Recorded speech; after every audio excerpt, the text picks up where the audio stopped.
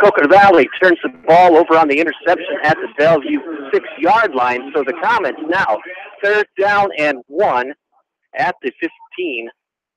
8:09 to go in our first quarter. So a fumble by Bellevue, interception by Maquoketa Valley, and here we sit. Bellevue's second possession. Short yardage. Twins on the right side, and we've got a flag.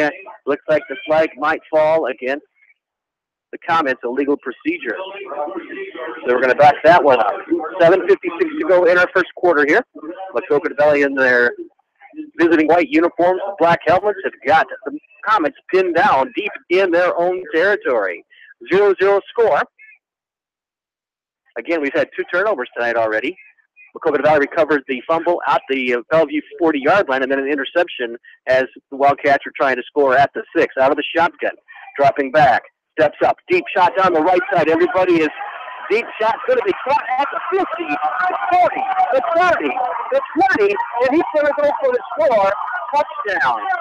90-yard touchdown. Beautiful pass. Wow. Cody Doherty with the score. 90 yards. Cody Doherty from Kate Doherty, his quarterback cousin.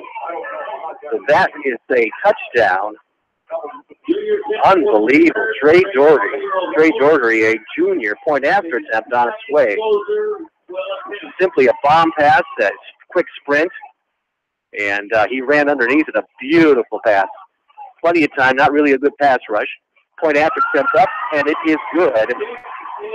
And so with 7:44 to go in our first quarter, Maquoketa Valley trails Bellevue Marquette 7-0. I'd like to thank these area sponsors for making tonight's game possible.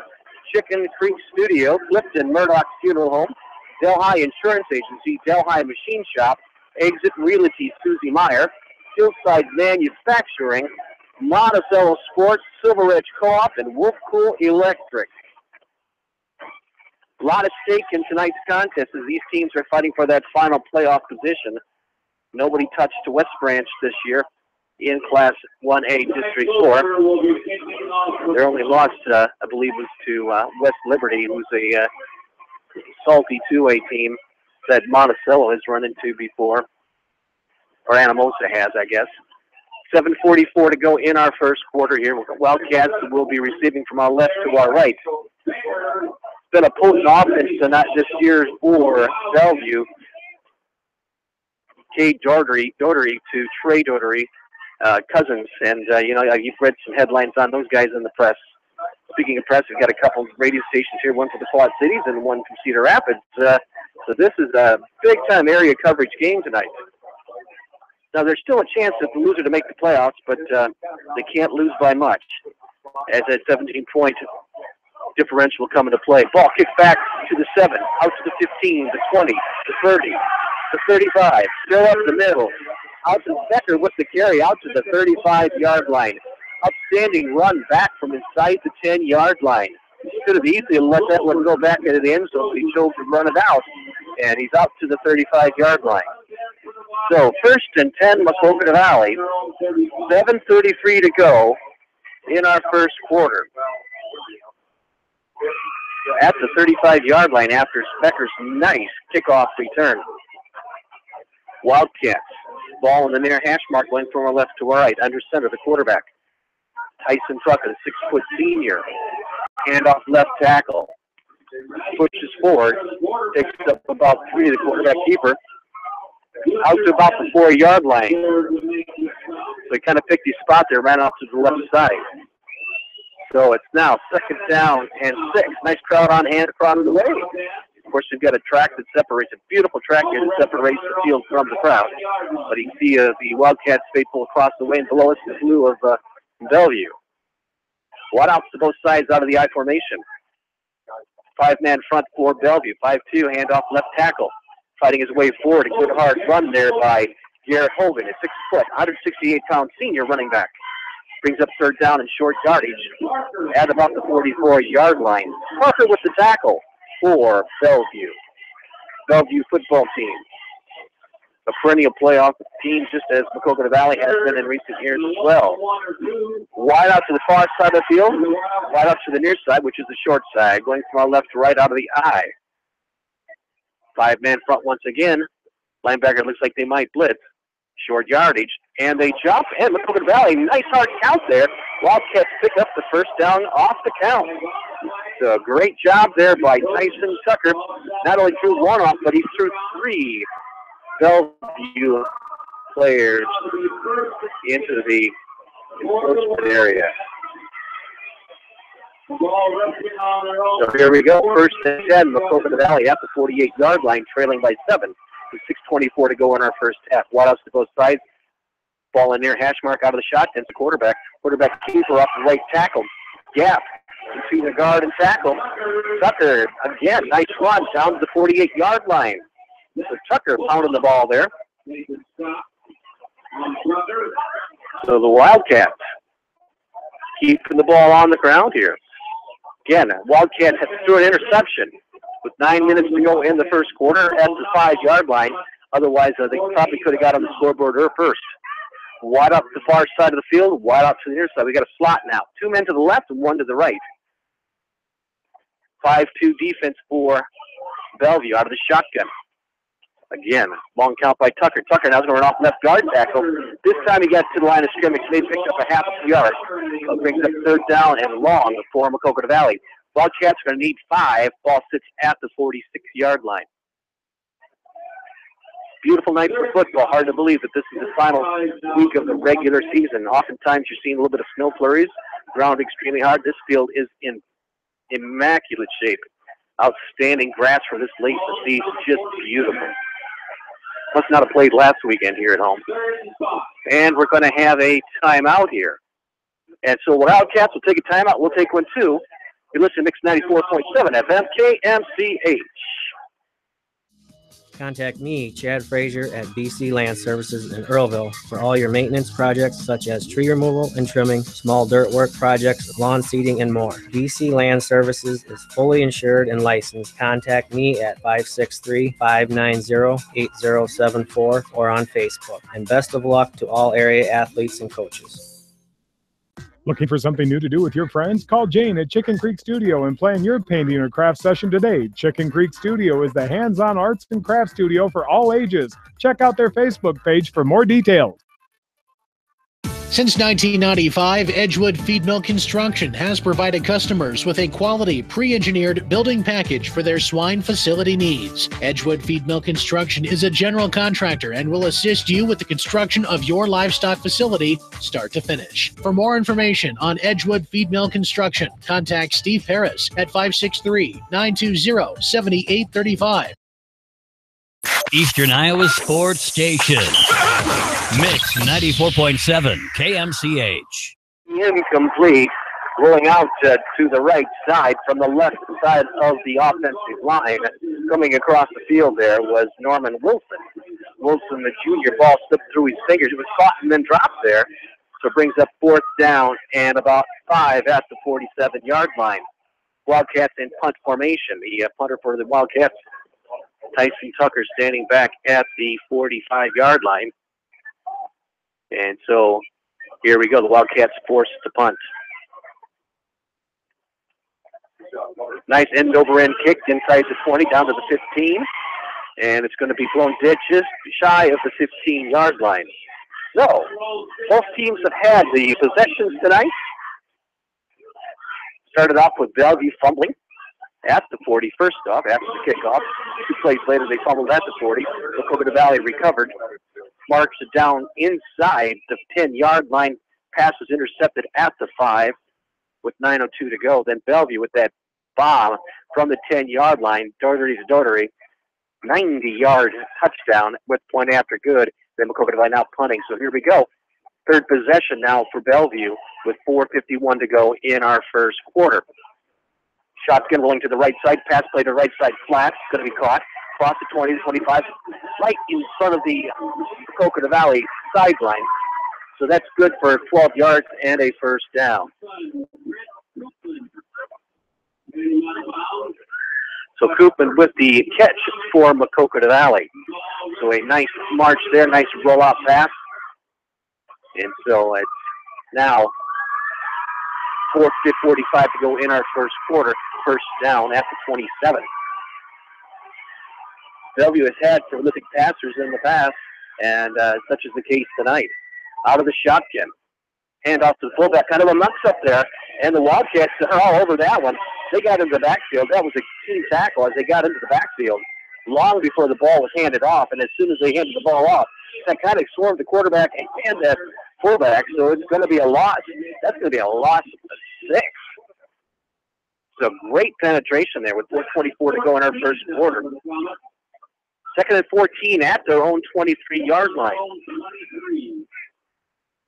Twins on the left side, wide out on the right side. Out of the shotgun once again, single back standing and back behind the quarterback, kind of a pistol's position here. Quarterback drops back, looks to the left side, flat's going to be caught underneath. Caught to the 30 at 35, and then out close to the 49. Looks like another first down. That reception by Conrad Ernst, a 5'10", 145-pound sophomore, and the chain gang moves forward, 1st and 10.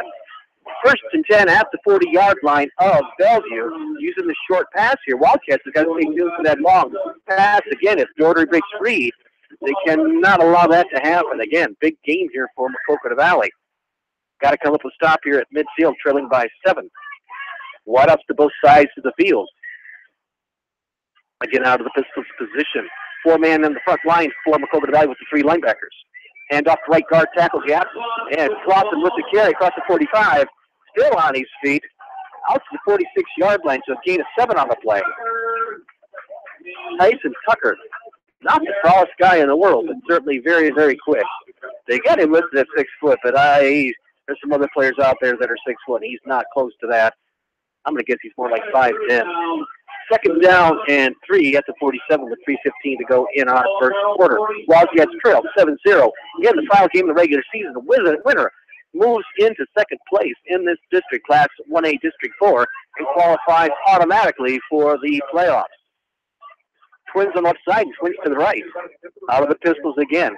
Quarterback's going to pass, cross the middle, back the shot the exact back into his hands at the 50, the 45. So that was a pass, a block, and the ball bounced right back in his hand.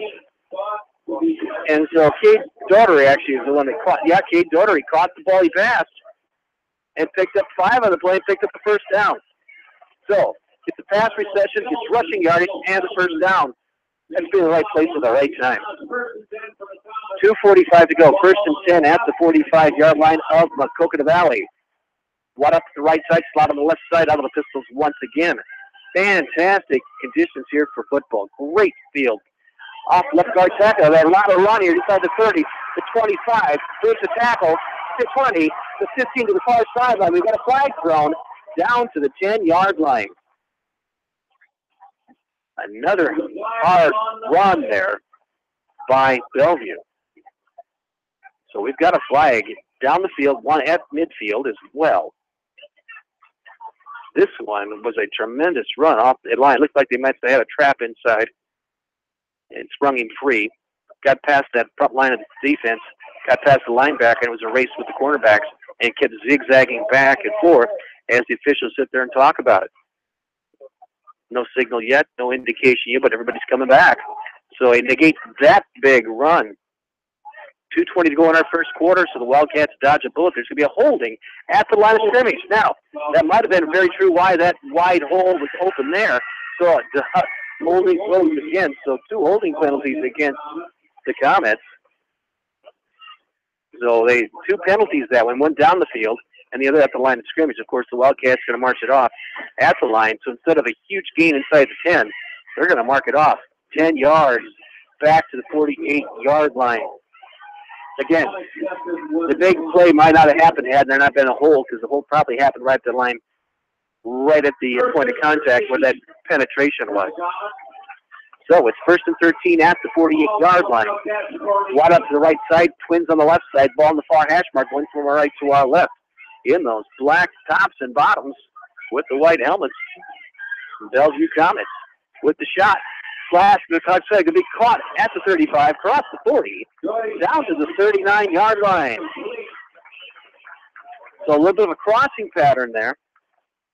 And that's Trevor Hager, 6'3", 170-pound C junior. Killers with the tackle for Maquoketa Valley. 2nd down and 4 at the 39-yard line. Ball going towards, I would say, the west here, towards the scoreboard. Crowd is at capacity here. Very nice crowd for Maquoketa Valley across the way. Slot on the left side, and now we've got a wing on the right side as well. Handoff inside, right guard tackle gap. Down to close to the first down yard line. That was Clausen with the carry. Depends where the spot's going to be. And it's going to be short. Mitch Smith with the tackle for Maquoketa Valley. It's going to be 3rd down and 1 now. A short one at the 36-yard line.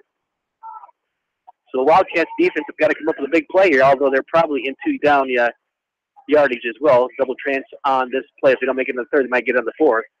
Double slot formation once again. Handoff now to the left guard tackle gap. Oh, he is going to be shot. Nice penetration by Maquoketa Valley. Outstanding play there. Wilson with the tackle there. That's a nice play. Norman Wilson coming up there, wrapping him up. Now 4th down and inches. So Bellevue gambling here at the 36-yard line. Slot on the right side, wide out on the left side, out of the pistol. Wildcats have got 4 men up, and Maquoketa Valley is going to jump this time. Hard count. So hard count's going to be an automatic 1st down for Bellevue. Head coach for the Bellevue Comets is Jeff Nager. Assistant coaches are Matt Yeager, Mark Newton, and Steve Nemmers, James Coos, Todd Conrady, Joel Richter, and Jason Haynes. So plethora of coaches there on the sideline. 23 seconds to go in our first quarter, and it's 1st and 10 now at the 30-yard line of Maquoketa Valley. Slot on the right side, handoff left guard, tackle gap, that butts it out around the end. Switch up the field at the 30, cuts back to 25, and tackle from behind at the 18-yard line. Clausen can cut side to side and zip around so quick. Hildebrand with the tackle for Maquoketa Valley. Stops the clock with 6 seconds to go here. They could get the 1st down as the ball spotted at the 13-yard line. So it's 1st and 10 at the 13, and that's going to bring our first quarter to a close. So we're going to switch it around here. So that brings our first quarter to a close with the Bellevue Comets leading Maquoketa Valley here in the final week of the regular season. We'll take a break and come right back. You're listening to Mix 94.7 FM, KMCH. Susie Meyer with Exit Realty has been serving Lake Delhi and surrounding areas with all of their real estate needs. For all of your real estate needs, call Susie Meyer with Exit Realty. She has a proven track record and is ready to work for you. Good luck to all area athletes from Susie Meyer with Exit Realty. This is Fred Smock from Dunlap Motors in Independence with Chevy, Buick, and certified pre-owned Chevy, Buick, and GMC, and nearly 300 new and used cars and trucks in stock. We have big town inventory with small town service. Go to DunlapMotorsIndy.com. Delhi Machine Shop does lathe work, mill work, and all types of manufacturing and tractor repair. They are open Monday through Friday and until noon on Saturday. For all of your service calls, tractor repairs, and overhauls, see the specialists at Delhi Machine Shop. At Precision Collision, we are committed to providing you with high-quality auto body repair and paint refinishing. Our expertly trained technicians can repair all accidental damage and get you back on the road in no time. Come visit me, Jeff, for a free estimate. We are located along Highway 20 at the Delaware Turnoff. Precision Collision, one call does it all, quality guaranteed. Eastern Iowa Sports Station. Mix 94.7 KMCH. Welcome back to Bellevue High School, a football field of the Comets. Comets knocking on the door once again here, up by 7. Ball game started with a fumble by Bellevue at the 40. Then Maquoketa Valley threw an interception at the 5-yard line. Then a big bomb there, 90-yard play, touchdown pass from Dougherty to Dougherty with 7:44 to go in our first quarter. That followed up with Maquoketa Valley being forced to punt. And then this drive that started at the 4:45 to go in the first. And it's still here, Bellevue heading to the east end zone. So here we go. 1st and 10 at the 13-yard line. Twins to both sides. Quarterback out of the shotgun, back behind the right guard. Quarterback keeper bounces around the right side end, cuts back, and Maquoketa Valley comes up with a big tackle. Nice tackle by Garrett Hogan, 6 foot, 168-pound senior. Quarterback keeper. And that's going to be a loss. Oh, we actually going to pick up 2 on the play, so it's 2nd down and 8. Great penetration by Maquoketa Valley. They just have to be wary of that passing route, throwing underneath the coverage. And so the Comets look to the sideline for the offensive play as well. Wideouts to both sides, and we're going to have a flag. And it's going to be too much time on. Let's see, what is the play there? Not sure, but we saw that one here. Oh, what happened? Illegal substitution. So what happened was the Comets had too many players in the huddle, kind of a huddle here, and the man got off the field late. And so that constitutes too many men in the huddle, illegal substitution.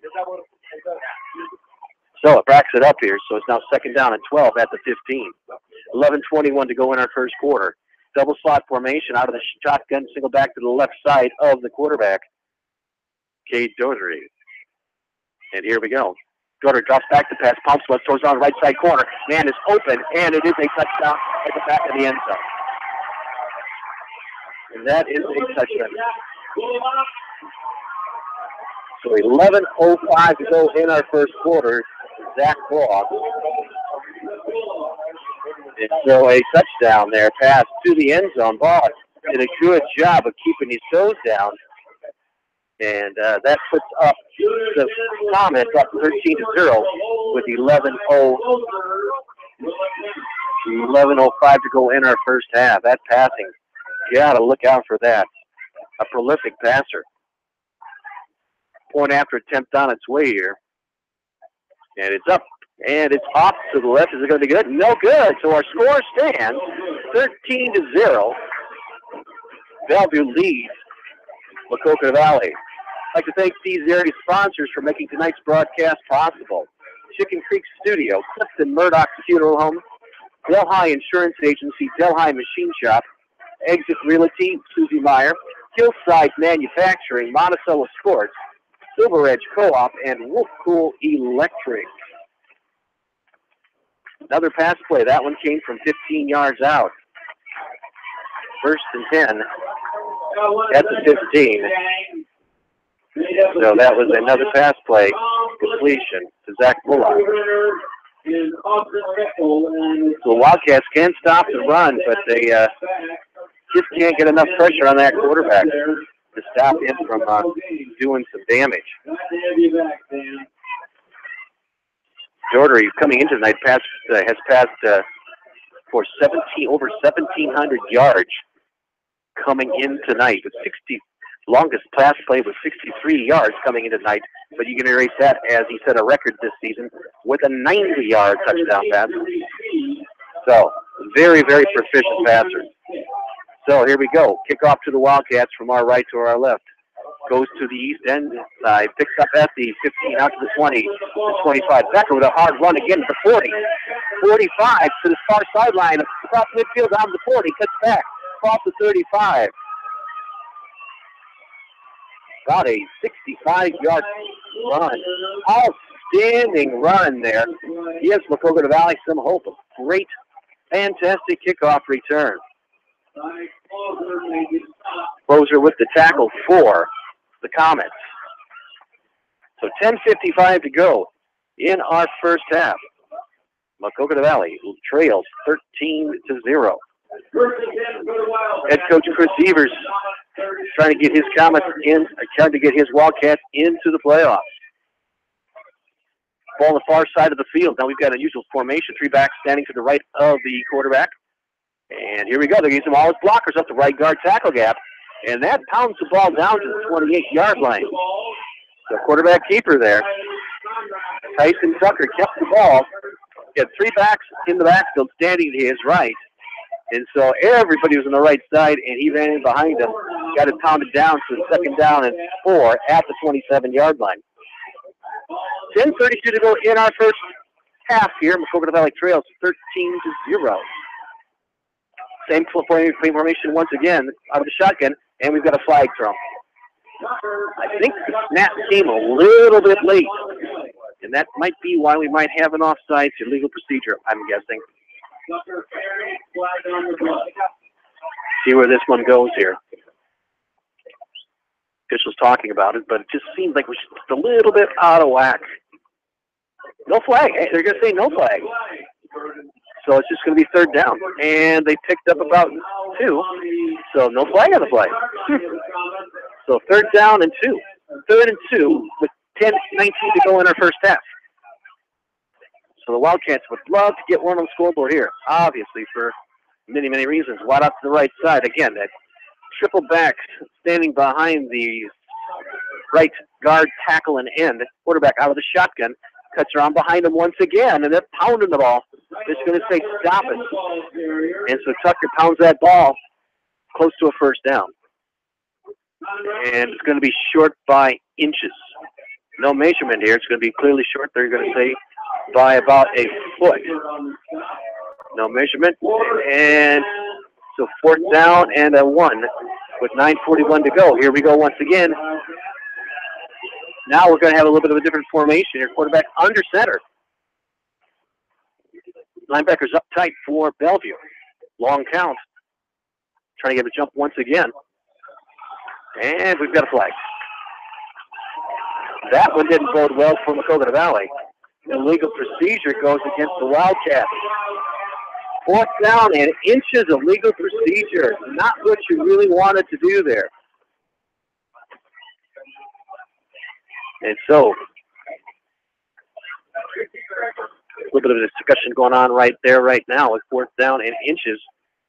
And you can see a hard count, and Bellevue, after being caught once in the first quarter, didn't get caught this time. Oh, they're calling illegal procedure against Bellevue. Oh, my gosh. Illegal procedure against Bellevue. I don't know what happened there, but I think the Wildcats will take it. 4th down and 1. Flag didn't move. Nothing moved here. Not really, kind of a confusing situation here. So I think they blew it off again. Not real sure what happened here. So 4th down and 1. Flags were thrown. Nothing was marched off. So just to repeat it down, as the play never really got off the start here. So it's almost like a redo. Kind of a strange deal. 9:25 to go in our first half. 4th and 1 from Maquoketa Valley at the 24-yard line, trailing 13-0. Winner of tonight's contest will qualify for the playoffs, finishing second in Class 1A District 4. The loser will still have an outside chance based on that 17-point differential, but it's going to be close. If Maquoketa Valley loses, it's going to be very, very close, as there's some other teams with point differentials just slightly better. Depends on how far these teams get beat tonight or win. If you just mentioned Maquoketa Valley would automatically win this game. They're automatically in. Here we go. So, 4th and inches at the 24-yard line. Quarterback for Maquoketa Valley. Tyson Tucker steps up under center, out of the power I formation. Quarterback keeper, he's got it. Nice and tall. Tucker's 6 foot, 162 pounds. Fell forward, and he picked up the yard line easily. And so, 1st and 10, Maquoketa Valley. And Bellevue was saying, he fumbled the ball here, but no, it was 1st and 10, Maquoketa Valley. 9:23 to go in our first half. Maquoketa Valley picks up the first down. Ball on the far hash mark, wide up to the right side of the power. Under center, the quarterback, Tyson Tucker. Tucker with the count. Hands off the tailback, off left guard, cuts back across the grain. Inside the 20, down to the 15, and close to the 10-yard line. Derek Hogan, the 6 foot, 168-pound senior, does a great job of moving forward. Cut laterally to his right, back across the grain, back across the blocking, and that's what got an extra yard. The blocking was going from our right to our left here. He cuts back across the grain, and now Bellevue will take a timeout. And with that, we'll take 1-2 with 9:03 to go in our first half. Maquoketa Valley trails 13-0. You're listening to Mix 94.7 FM KMCH. Bob Stephen Motors in Manchester proudly supports all area athletes. Bob Stephen Motors is your locally owned and operated GM dealer in Manchester. Visit them on the web at bobstephenmotors.com. When it comes to financial planning, most financial companies focus on your income. At Northwestern Mutual, we focus on your outcome. It takes the right financial partner who cares as much about your future as you do, building a financial plan to meet your life's priorities and helping you achieve the financial security you're after. Focus on your financial outcome with Northwestern Mutual. Contact me, Mitch Payton, or Matt Schulte today. You and Northwestern Mutual, stronger together. Eastern Iowa Sports Station. Mix 94.7 KMCH. 9:03 to go in our first half. The winner of tonight's contest will qualify for the playoffs that start a week from the night on Friday, October 27th. And then the quarterfinals will be the next week on November 3rd. So here we go. 9:03 to go in our first half. Maquoketa Valley first and 10 at the 11-yard line, trailing by 13. Wildcats elected to pound the ball at Bellevue. Out of the power I, wide out to the right side. Quarterback under center with the count. And off to the fullback. Off left guard, tackle back, strikes inside to 10. Picked up a few yards. Smith with the carry there for Maquoketa Valley. Smith, the 5'8", 162-pound senior. Bullock with the tackle. Both teams have players going on both sides of the field, obviously. Wide out to the far side of the field. Getting set up here. Going from our right to our left. A little confusion there by the, here we go, that triple backfield. Standing to the right of the quarterback out of the shotgun. Quarterback's going to hand off to one man through, and he cuts off to the left guard tackle gap. Inside the 10, close to the 5-yard line. So Hogan now was one of the three backs standing behind the right guard, just tackling in. Hogan was the inside back. Quarterback hands off all to him. He cuts back to the left. Kind of a counter play off of what they've been running off right side, right side, right side. Bounces off the left side down to the 6. So it's 3rd and 5 at the 6-yard line. So the Wildcats can pick up a first down without scoring, which is kind of a plus. Rather just score, though.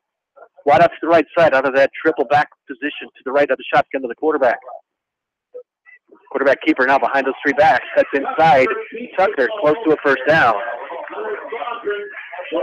Clausen with the tackle for Bellevue. The Wildcats pounding the ball. Run, run, run. Just banging that ball in there. Big play here, though. 4th down and 2 at the 3. 4th and 2 at the 3-yard line. Big play from Maquoketa Valley. Again, if you recall, in the first quarter, Maquoketa Valley threw an interception at the 4-yard line in the first quarter. So crowd on their feet here for Bellevue. A lot of cheering going on here. 7:12 to go in our first half. 13-0. 4th and 2. And now Maquoketa Valley will take the timeout. I'd like to thank these Maquoketa Valley sponsors for making tonight's game possible. Chicken Creek Studio, Clifton Murdoch Funeral Home, Delhi Insurance Agency, Delhi Machine Shop, Exit Realty, Susie Meyer, Hillside Manufacturing, Monticello Sports, Silver Edge Co-op, and Whirlpool Electric. When you take a look at this district, this is a tough district. West Branch on top, 6-0 tonight. Bellevue, Maquoketa Valley at 5-1. Clayton Ridge with 3 losses coming in tonight. Durant tips in with 2 wins. Northwood stands good with 1 win, and Jessup trying to find their first win. Tough all the way around here. Other districts, you've got some undefeated teams as of tonight. West Lyon, Denver, Regina, Pella Christian, Van Meter, and AHCW. Out west, Kirkhamilla, way out west. That one's out there, Trainer, out near the Nebraska border. 7:12 to go here. Here we go. Wildcats. 4th down and 2 at the 3, trailing 13-0. Triple backs to the right side of the shotgun with Cade Doherty taking the snap. Excuse me, not Cade Doherty. Tyson Tucker taking the snap. Tucker runs behind the tag. He's taking it off the right side, heading to the far sideline. Pylon diving in there. Touchdown, Maquoketa Valley. So that's time. Wildcats. The touchdown. A long, sustained drive. Wildcats 3 yards out.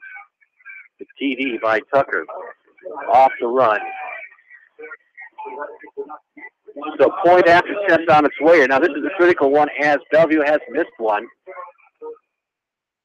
Kick is up and through, and it is straight through the upright. So our score now 13-7. Maquoketa Valley trails Bellevue by 6.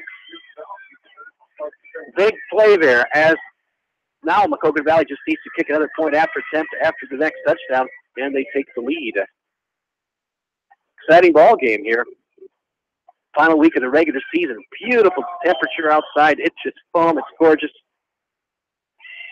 The field is in immaculate shape here. And everybody else, you know, if you would have played last week on your field, it wouldn't have been good news.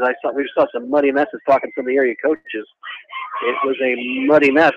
But this one, you can tell who played on there and who didn't. And this one was kept pristine for tonight's contest. So 7:07 to go in our first half. Maquoketa Valley trails to Bellevue 13-7. The final week, hard to believe, final week of the football season. Where did the season go? And by the way, a beautiful drive tonight. If you want to check out the leaves, it is gorgeous out here down this way. They are just in full blossom. All the reds, oranges, and yellows. So here's our kickoff. Still 67 degrees out. Wow. Booming kick back to the right. Bounces at the 5. Picks up at the 2. They're going to return it out to 10. To 15, cuts it out to the 18-yard line. Clausen with the run back out to the 18. So Bellevue takes over with 7:15 to go here now. Nice run back at about actually out to the 20-yard line. So 1st and 10 Bellevue heading to the east, up by 6. A booming 90-yard touchdown from Doherty to Doherty in that first quarter, and then another pass to the back of the end zone in the second quarter, and that's their 2 scores. Wide out to the right side, single right out to the right side, and the quarterback is going to hand off to the fullback off the right guard tackle gap, and he's going to be stopped. Good penetration. Maquoketa Valley's line, winning that line of scrimmage. That's one thing you give credit to Maquoketa Valley. Bellevue has not been able to run on Maquoketa Valley tonight. 2nd down and 8 with 20 at the 22 with 6:41 to go in our first half. Clock winding down here. Twins on the left side, wide off the right side. Ball on the near hash mark, going from our right to our left. Wildcats with a 4-man front with the 3 linebackers. And off right guard, tackle back. Same play. Clausen's got some running room. Off the 35 to 40, the 45 for a tip arm to 50. Still on his feet, steps out of bounds at the 45-yard line. 30-yard run by Clausen. Clausen has just got this stiff arm that just sheds tacklers. Shed 2 there in 2 different moves. Same play as the Bellevue ran the last time off the right guard tackle gap. This time he cut back across the green a little bit, zigged to the left and came back down, tippy-toed down the sideline here. So 1st and 10 Bellevue. It's beyond midfield, actually in Maquoketa Valley Wildcat territory. 6:19 to go in our first half. The Wildcats down by 6. Bellevue double slot on the right side, wide out on the right, left side, out of the pistols. Quarterback pass left side, give a crossing pattern. Going to be tripped up at the 35. Doherty to Doherty. Now that's that crossing pattern underneath. You got the 2 twins to the far side of the field, and what happens is the wide out cuts first in. Or out, the end guy comes in, goes out. The Doherty was wide off the right side, came in off that cross and caught the ball on the slant. So 1st and 10 here, wide off to the left side. 6:04 to go in our first half. Bellevue on the move once again at the Wildcat 35-yard line. Wide up to the left side, out of the pistol.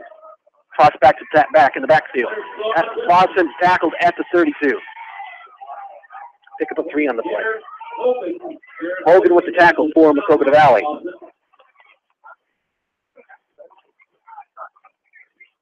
Coaching staff of Maquoketa Valley has got to be pleased with the way that line is defensively playing ball here.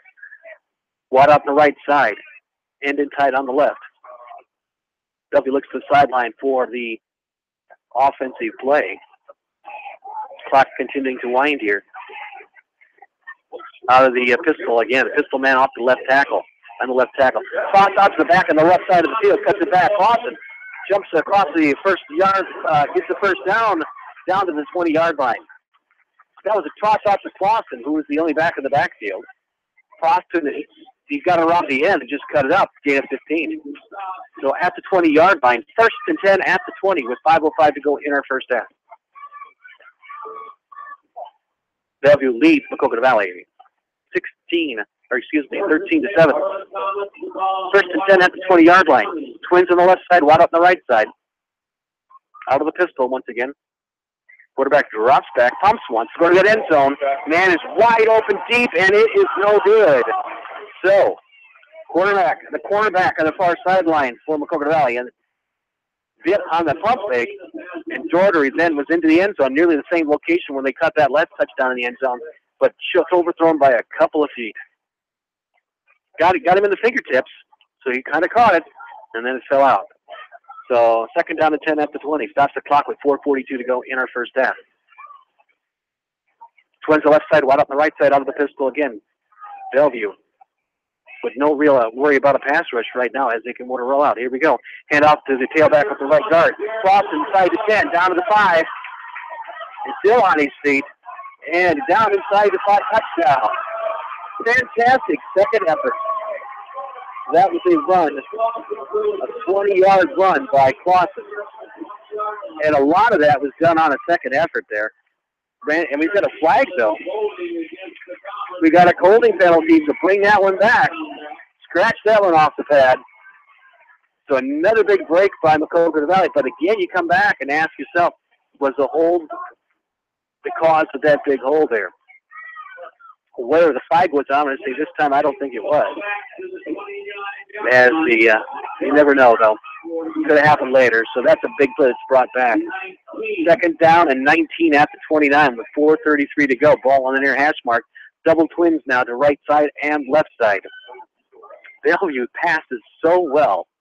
Daugherty is just so proficient, over 17 yards of passing this year. Single back in the backfield. Quarterback drops straight back. Back coming out of the backfield is going to catch it. Clausen, that is. Inside the 30, down to the 25, the 20. And spins around at the 20-yard line. It's going to be now 2nd down and 10. Some of the fans saying there was a face mask because he kind of got whipped around there, but there was no flag thrown. So 3rd and 10 for the Comets. So Bellevue heading to that east end zone. Trips on the left side here setting up. Wide out on the right side. Definite passing formation here. Single back in the backfield, standing behind the quarterback. Actually standing now, he moves up to the right side of the quarterback. At quarterback, Cade Daugherty. Daugherty is 6 foot, 108-pound senior. Drops straight back. Looks to the left side. Across slant. That's across him. It's going to be caught at the 5.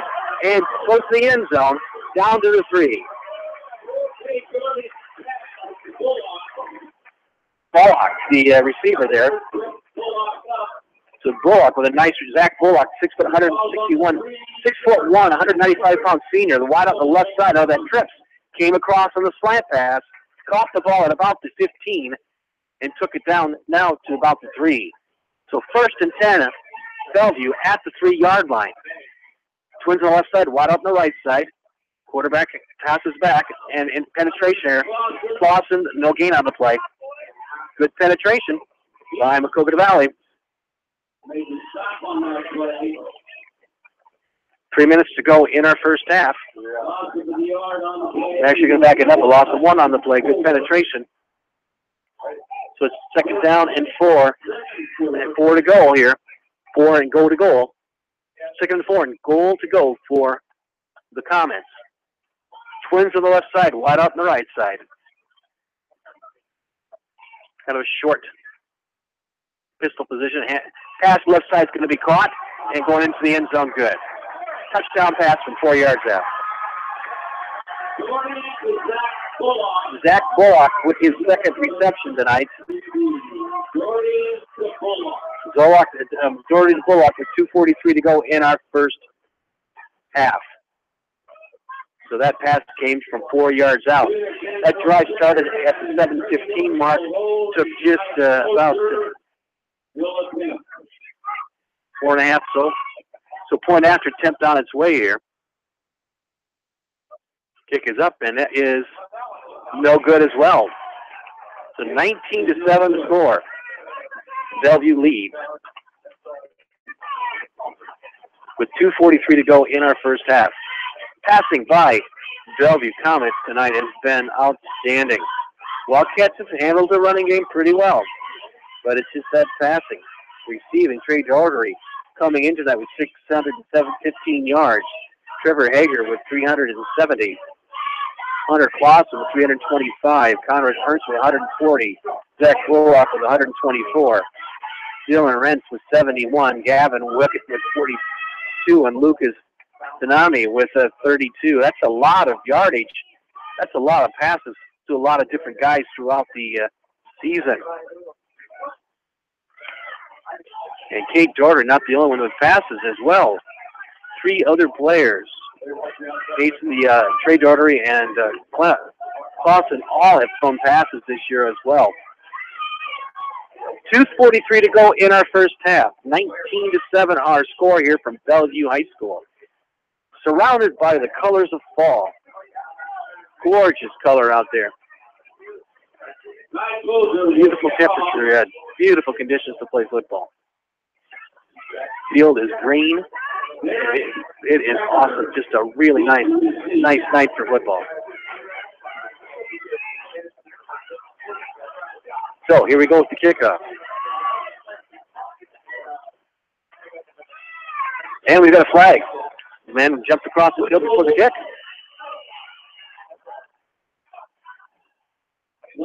So flag on the kickoff. So I think you can have somebody went across the line too early. I really can't think of anything else that would happen. I suppose you can do that. There's one kind of an onside kick you're not supposed to kick anymore, but that wasn't the case here. So we're going to back it up 5, and they're going to have another re-kick. So let's get another good run back here, Wildcats. See if you can get back in the ball game. You're down by 2 scores, 19-7. Down by 12 with 2:42 to go. And the way the Wildcats drove in that last, their touchdown possession, they pounded the ball, so they did not score quick, so they need to come back. They need to come back and see if they can get a score here somehow before the halftime. So this is going to be a kick going to be caught. Going to get past the back. Live ball back at the 10. He picked it up, going to the far side of the field, running laterally, caught at the 10-yard line. And we've got a horse collar. That came up there, single back there. That is going to be a penalty against Bellevue. Open field tackle, and they're going to say he yanked him on the shoulder pad. Caught him from behind. Personal foul, yanking that collar. It's a horse collar. So the kick wasn't really muffed. It just hit the point, hit in front of the back, and bounced to his left. So he had to turn around and loop around and get it. So he was running horizontally, and the defender came up on an angle from behind and grabbed him on the shoulder and yanked it back. So Wildcats now, 15-yard penalty out to 25-yard line. So breathing room, 1st and 10 at the 25 with 2:38 to go in our first half.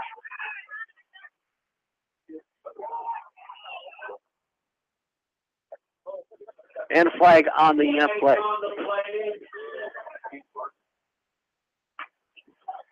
So this one's going to go offside against Bellevue. So the Comets with another defensive encroachment penalty. So they jump once again here. So 1st and 5 from Maquoketa Valley out to the 30. Wildcats really have not passed much tonight at all. Not with any success, that is. A few passes here and there, but not a whole lot. So out of the power I formation, quarterback under center for Maquoketa Valley, Tyson Tucker. Tucker drops back, slant pass far right side of the field. Pass is going to be caught, good for a first down, out to the 38. Shows the kind of arm Tucker has. Threw a rope out to the far sideline, and reception by Brock Hillers. And so Brock Hillers, 6 foot, 162-pound senior, with the reception. It's 1st down and 10 at the 36-yard line. 2:33 to go in our first half. Wildcats trail 19-7 here from Bellevue High School. Winner qualifies for the district playoffs automatically in that second place position in Class 1A District 4. Wide up to the right side out of the power I. Quarterback hands off to the tailback, and good penetration by Bellevue. And a late flag once again here. This is a late flag. This can't be going well. I would think it's going to be going against Bellevue. Personal foul goes against Bellevue. Bellevue is just giving Wildcats some great field position here. 15-yarder on the horse collar. 5 yards on the encroachment. Now he's got a personal foul, so that's 20. Plus we're tacking this on here. Here goes 25. And it's going to be 30. And it's going to be 35. 35 yards of yardage off of penalties against the Comets. First and 10 at midfield. Well, point of the ball just shy of the 50-yard line. 2:11 to go in our first half.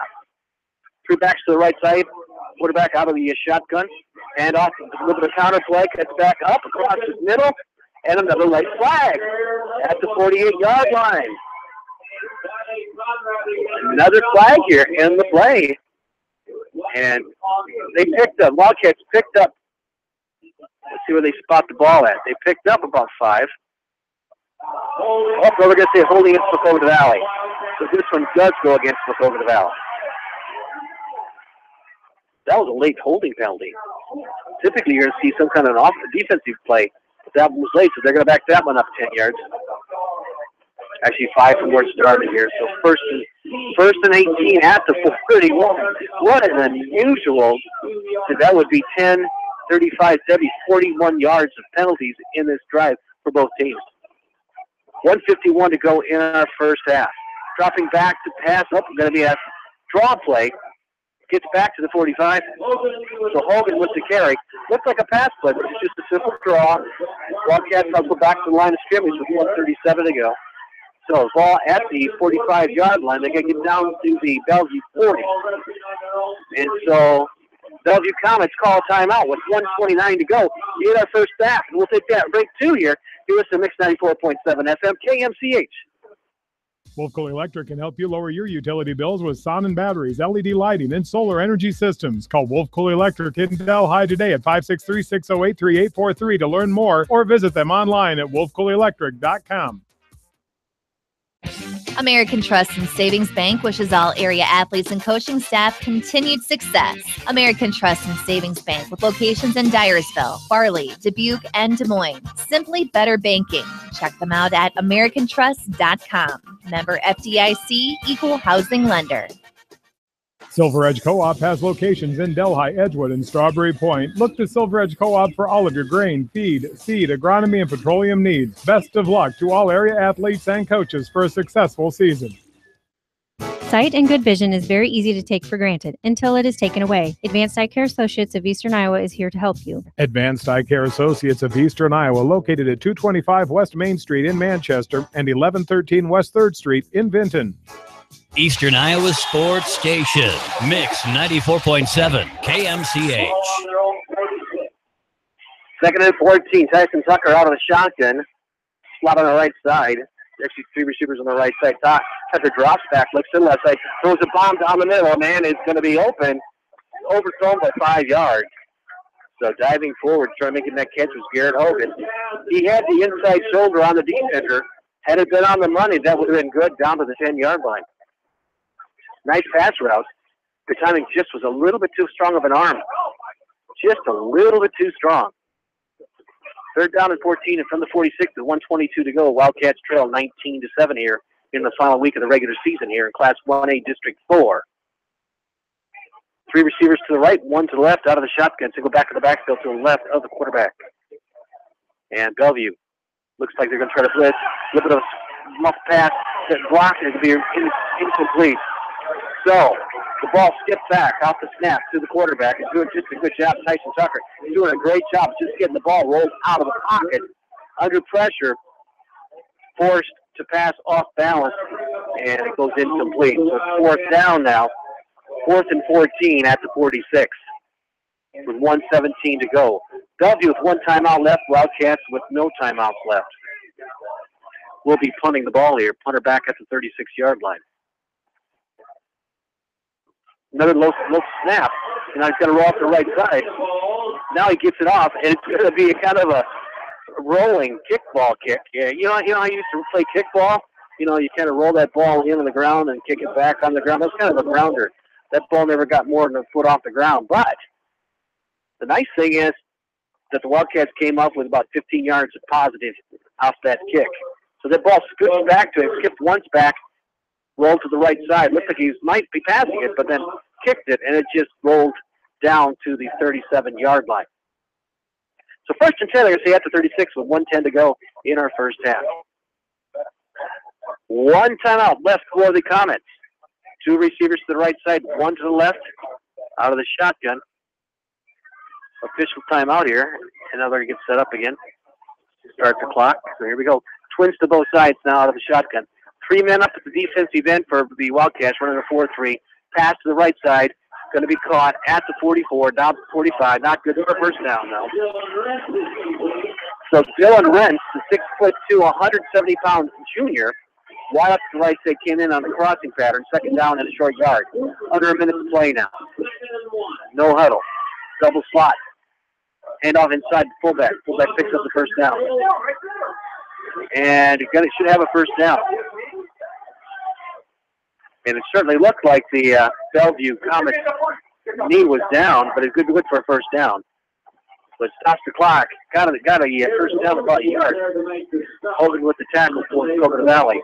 So first and 10 at the 48 with 42 seconds to go in the first half. Double slot formation. Quarterback throws to the right sideline. And stepping out of bounds at the 42. Reception by Trey Daugherty. 5'10", 150-pound wide receiver. That's Kaylee Daugherty's cousin and also his favorite receiver. 35 seconds to go in the first half. 19-7. Comets with one timeout left. Remember, the Comets had a 90-yard touchdown bomb to Trey Daugherty in that first quarter. So the Wildcats do not want anybody to get past them tonight. Not in this time. Trips to the left side. Dropping back. This is going to be a deep pass. Cross the middle. Going to be dropped. Caught and dropped at the 25 for Daugherty. Dylan Rentz actually with the intended receiver. Rentz is tall. Rentz is 6'2", and the ball thrown up just to his fingertips. Stop the clock with 30 seconds to go. 3rd and 1 at the 43. Trips to the left side, wide out to the right side. Quarterback hands off the fullback, should get the first down, and it's going to be close. And a flag thrown on the tackle. So now going to go Bell against from Maquoketa Valley.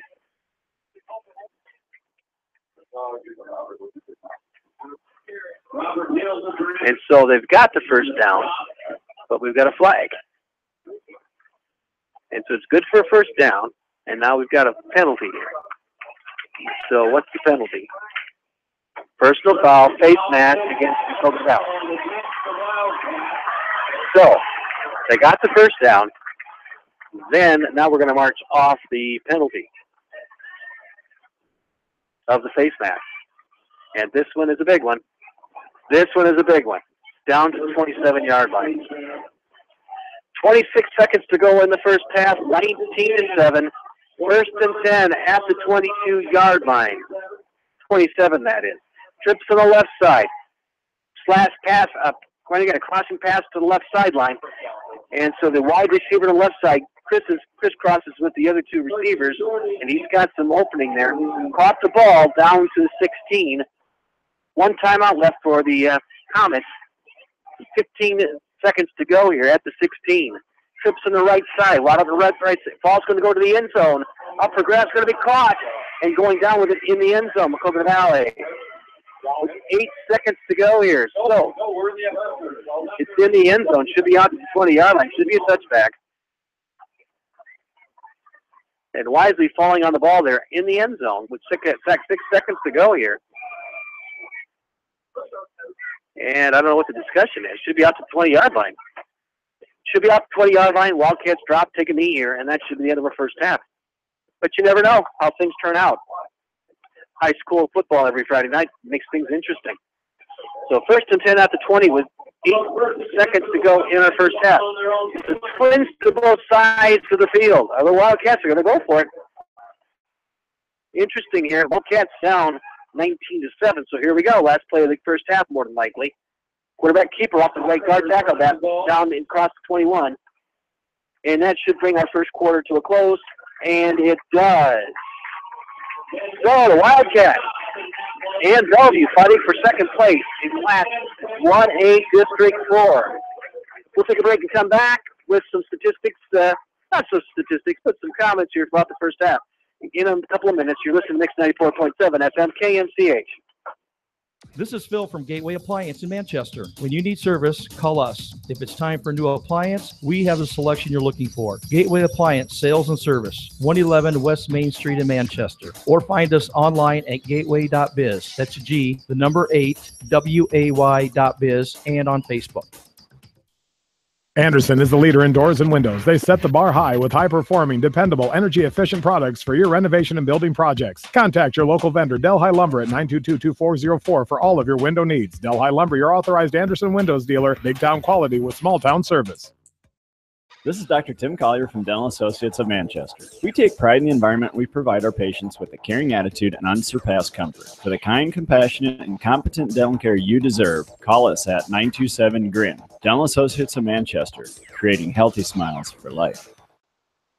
Jay's Auto Supercenter in Manchester has quality pre-owned vehicles, great financing options, a full-service department, body shop, and detail department. See their full line of vehicles online at jsautosales.net. That's Jay's Auto. Customer satisfaction is their #1 priority. Jay's Auto! Hi, this is Jamie Baskey at Don & Walt LLC, your independent Lennox dealer in Manchester, encouraging you to plan ahead. Have us check your heating or air conditioning unit before you need it. For residential or commercial plumbing and heating needs and top quality Lennox furnaces and heating units, see Don & Walt LLC on East Main Street in Manchester, or give us a call at 927-2232. Clifton Murdoch, Earlville, and Bonenkamp Murdoch Funeral Home and Cremation Service in Manchester are proud of all area athletes and coaches. Best of luck for a successful season from everyone at Clifton Murdoch and Bonenkamp Murdoch Funeral Homes in Earlville and Manchester.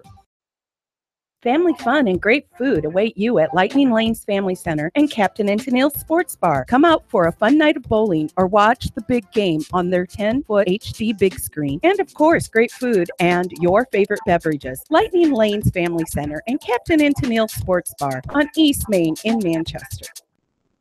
Farmers Savings Bank proudly supports all area athletes and their coaching staff. For all your banking needs, visit them in Colesburg, Elkport Garber, Strawberry Point, Arlington, and Aurora, or online at farmersavingsbank.com. Member FDIC.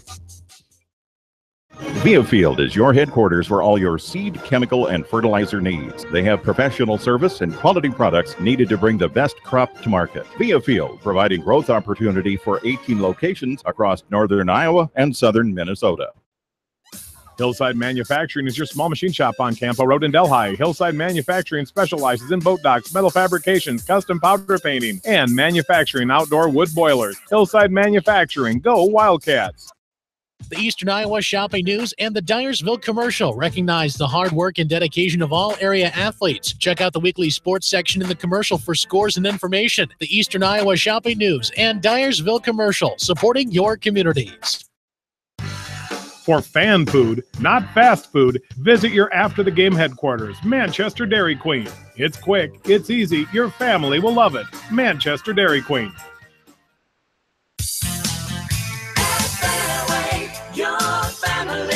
It's no secret that people come to Fairway in Manchester for their famous meats, but as you dash back to the counter to pick up your USDA choice ribeyes, don't be surprised if you find yourself lingering among the delicious fruits and vegetables in the produce department. Shop Fairway in Manchester for low prices and all your grocery needs. Delhi Insurance Agency wishes all the area athletes and coaches the best for a successful season. See Larry, Sue, Christy, and Chad for all of your insurance needs, from home to commercial and everything in between. Delhi Insurance Agency in Delhi. Go Wildcats!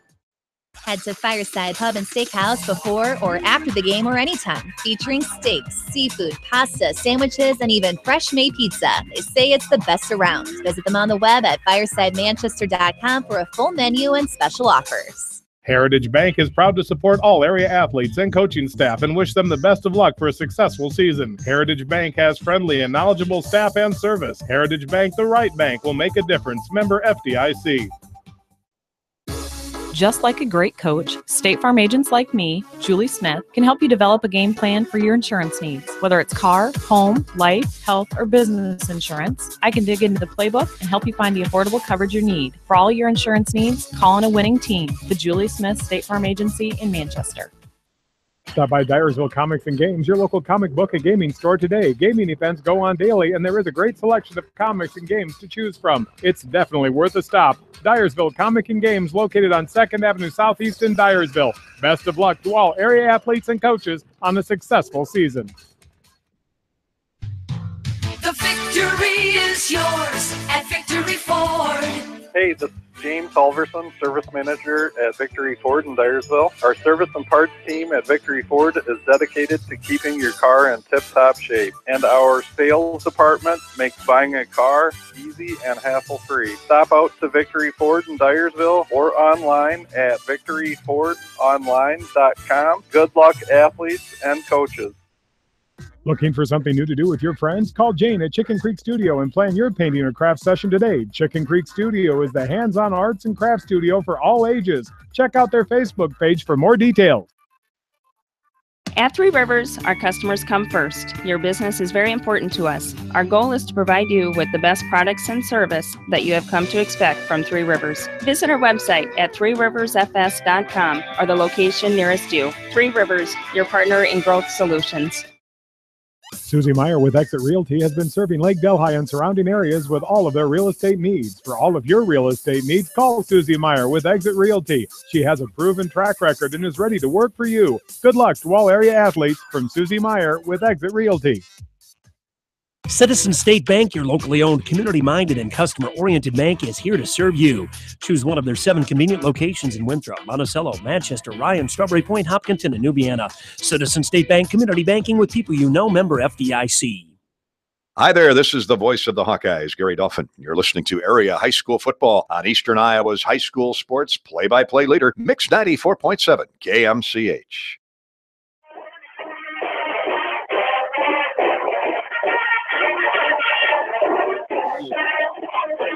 Welcome back to Bellevue High School. Our scores at halftime. It's Bellevue 19, Maquoketa Valley 7. Give you a recap of the possessions here. Bellevue elected to receive in the first half and fumbled at the 40-yard line after a couple of plays. Maquoketa Valley takes the ball down to close to the 5-yard line where it is intercepted with 9:02 to go in our first quarter.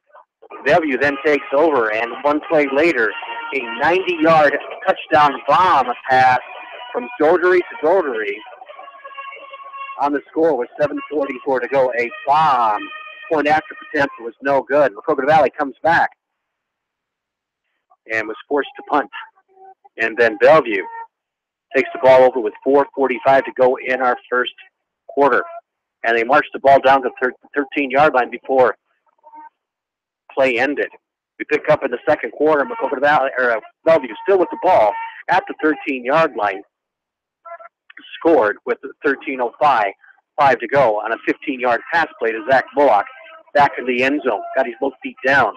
Maquoketa Valley then came right back and marched the ball down the field. They just pummeled that defensive line, play after play after play, and just stuck it right down the throat of the Bellevue defense and scored on the Tucker run from 3 yards out, making the score 13-7. 7:15 to go in our first half. Bullock from 4 yards out with 2:43 to go after a couple of nice plays. Nice pass plays, and that puts Bellevue on top with 2:43 to go, with making the score 19-7. Maquoketa Valley then in the final minutes got the ball back. And then the intercepted the ball and the end zone. And then they marched down and took a play and dropped the knee. So our halftime score, Bellevue 19, Maquoketa Valley 7. It's been really the passing of Bellevue that's really done it for the Comets. That's some other area football scores to talk about moving to. Decorah on top of Independence 14-7. Xavier 41. South Tama 0. Bobcats of Benton Community 21, Shelburne 0. Willie Shellrock 3, Charles City 0. Other scores from the area. Union 7, Cascade 7. That's another big game. That will be for the the district championship in their district as Cascade and Union. 7-7. Wow. Walk on over North Fayette right now. 14-0. Of course, none of these games are final. And Beckman should be defeating ahead of Owen. And so, cue the scores. West Delaware big over the Maquoketa Cardinals. So that's a good one for the West Delaware Hawks. So we will get ready for the second half. But before we do that, let's talk about the playoffs. Yeah, the playoffs. If you want to find out who qualifies, qualifiers in all 6 classes will be released on the Iowa Boys Athletic Union about midnight tonight. So call it Saturday morning or so. Once the qualifiers are verified, then the bracket pairings are going to be released at 2 a.m. So you might as well stay up and party, huh, right? Yeah. So if you qualify, I think you're going to be jacked up enough to stay up and see who you're going to play. If not, you're just going to go to bed, right? So, yeah, you're going to be up at 2 o'clock seeing who the brackets are. And there's not going to be a playoff show, not going to be a podcast. There's not going to be Saturday morning. You're just going to have to go out to the internet or listen to the radio. We'll have all that for you in the coach's show tomorrow morning. And so we'll have that covered. I'm not going to wait till 2 o'clock in the morning to listen for it. I'll just get up like a normal guy will and just see what good is tomorrow morning. And the playoffs. Friday, October 27th, they start at 7 p.m. And then the quarterfinal games for all classes will be a week later, first Friday in November 3rd at 7 o'clock. Then all the semifinal games will be played in the Union Dome, starting on Thursday, November 8th, and then the 10th, and then the 11th, and then a week later, not quite a week later, the state championship games we played on November 16th. And Friday, November 17th. And then you got Thanksgiving not too far down the road. Holy cow. Wow, where is the season going? Hey, we'll take a break and come back here. We got about 3 minutes to go before kickoff. So our score at halftime, Bellevue 19, Maquoketa Valley 7. You listen to Mix 94.7 FM, KMCA. Delhi Machine Shop does lathe work, mill work, and all types of manufacturing and tractor repair. They are open Monday through Friday and until noon on Saturday. For all of your service calls, tractor repairs, and overhauls, see the specialists at Delhi Machine Shop.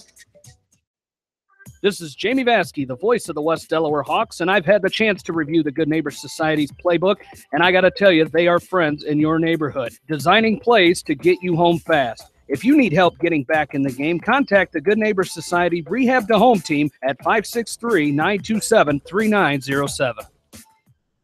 Susie Meyer with Exit Realty has been serving Lake Delhi and surrounding areas with all of their real estate needs. For all of your real estate needs, call Susie Meyer with Exit Realty. She has a proven track record and is ready to work for you. Good luck to all area athletes from Susie Meyer with Exit Realty. The Edgewood Reminder is proud to support all the area teams in athletic action and appreciates their efforts in the classroom and during sports. Check out all the sports photos in each week's issue of the Edgewood Reminder. Delhi Machine Shop does lathe work, mill work, and all types of manufacturing and tractor repair. They are open Monday through Friday and until noon on Saturday. For all of your service calls, tractor repairs, and overhauls, see the specialists at Delhi Machine Shop. TriVet Associates is a mixed animal veterinary clinic with offices in Farley, Dyersville, and Holy Cross. Our 8 doctors serve the Dubuque, Manchester, Guttenberg, and Cascade areas and provide veterinary services to both large and small animals. For more information, find us on Facebook or visit our website, trivetinc.com. Wolfco Electric can help you lower your utility bills with sound and batteries, LED lighting, and solar energy systems. Call Wolfco Electric in Delhi today at 563-608-3843 to learn more or visit them online at wolfcoelectric.com. High-Tech Communications is your local service provider for telephone systems, fire detection, audio, video, security and surveillance systems, wiring, and more. High-Tech has decades of experience in the industry. Contact High-Tech at 563-927-4936. Online at hightechcommunications.us. High-Tech Communications, changing your world with technology. Are you looking for great food and a unique atmosphere? Then make Okoboji Grill your next lunch or dinner destination, or enjoy 2-for-1 happy hour every Monday through Thursday from 4 until 6 p.m. That's Okoboji Grill, 1749 Golf Course Boulevard in Independence. Okoboji Grill, where good friends meet. When selecting the right tire for your vehicle, you want choice. Bowman Tire and Automotive Service in Manchester gives you choice with the top tire brands available today. For the tire choice you want and the service your vehicle needs, see Bowman Tire and Automotive in Manchester. Open Saturdays for your convenience. Clifton Murdoch, Earlville, and Bonenkamp Murdoch Funeral Home and Cremation Service in Manchester are proud of all area athletes and coaches. Best of luck for a successful season from everyone at Clifton Murdoch and Bonenkamp Murdoch Funeral Homes in Earlville and Manchester. Whether it's an orthopedic, sports, or occupational injury you are suffering from, Regional Medical Center Therapy Services has you covered. With a customized treatment program, Regional Medical Center Therapy Services can get you back on track in the active game of life. Regional Medical Center, excellence in healthcare, close to home. Insurance is a contract to protect what you value the most, whether it's your auto, home, business, health, or even your life. AAA and People's Insurance Agency have been protecting all of your assets for years. So please call your local licensed AAA agent at Mormon Insurance Agency, a member of People's Insurance in Manchester, for a free review of all of your insurance needs, because trust is everything. At Tauke Motors, we believe in a gentler, simpler way of doing business. Check out our large selection of new and pre-owned vehicles, as well as the great incentives at TaukeMotors.com. If you're looking for a new, pre-owned vehicle or service on your current vehicle, come to Tauke Motors, Chrysler, Jeep, Dodge, and Ram on 9th Street in Dyersville. Hillside Manufacturing is your small machine shop on Campo Road in Delhi. Hillside Manufacturing specializes in boat docks, metal fabrications, custom powder painting, and manufacturing outdoor wood boilers. Hillside Manufacturing, go Wildcats! Leonard Muller Funeral Home and Crematory wishes all the best to the athletes and appreciates their hard work and scholastic efforts throughout the year. For personal, caring service, Leonard Muller Funeral Home and Crematory in Manchester, Edgewood, and Strawberry Point. Delhi Insurance Agency wishes all the area athletes and coaches the best for a successful season. See Larry, Sue, Christy, and Chad for all of your insurance needs, from home to commercial and everything in between. Delhi Insurance Agency in Delhi. Go Wildcats! Hey KMCH listeners, GMB is proud to support our area athletes and help bring the sport to you. The GMB Bank team reminds you whatever your financial goals, we're here to help you reach them. Stop by our Manchester location or visit us online at gnbbank.com. Member FDIC. Going above and beyond is a standard of care at Above and Beyond Home Health and Hospice Care. Their compassionate staff care deeply about the comfort of their patients. A nurse is available 24 hours a day, 7 days a week. Above and Beyond Healthcare, the more they care, the more beautiful life becomes. Proudly serving Jones, Jackson, Johnson, Lynn, Clayton, and Delaware counties. Hi there, this is the voice of the Hawkeyes, Gary Dolphin. You're listening to Area High School Football on Eastern Iowa's high school sports play-by-play leader, Mix 94.7 KMCH.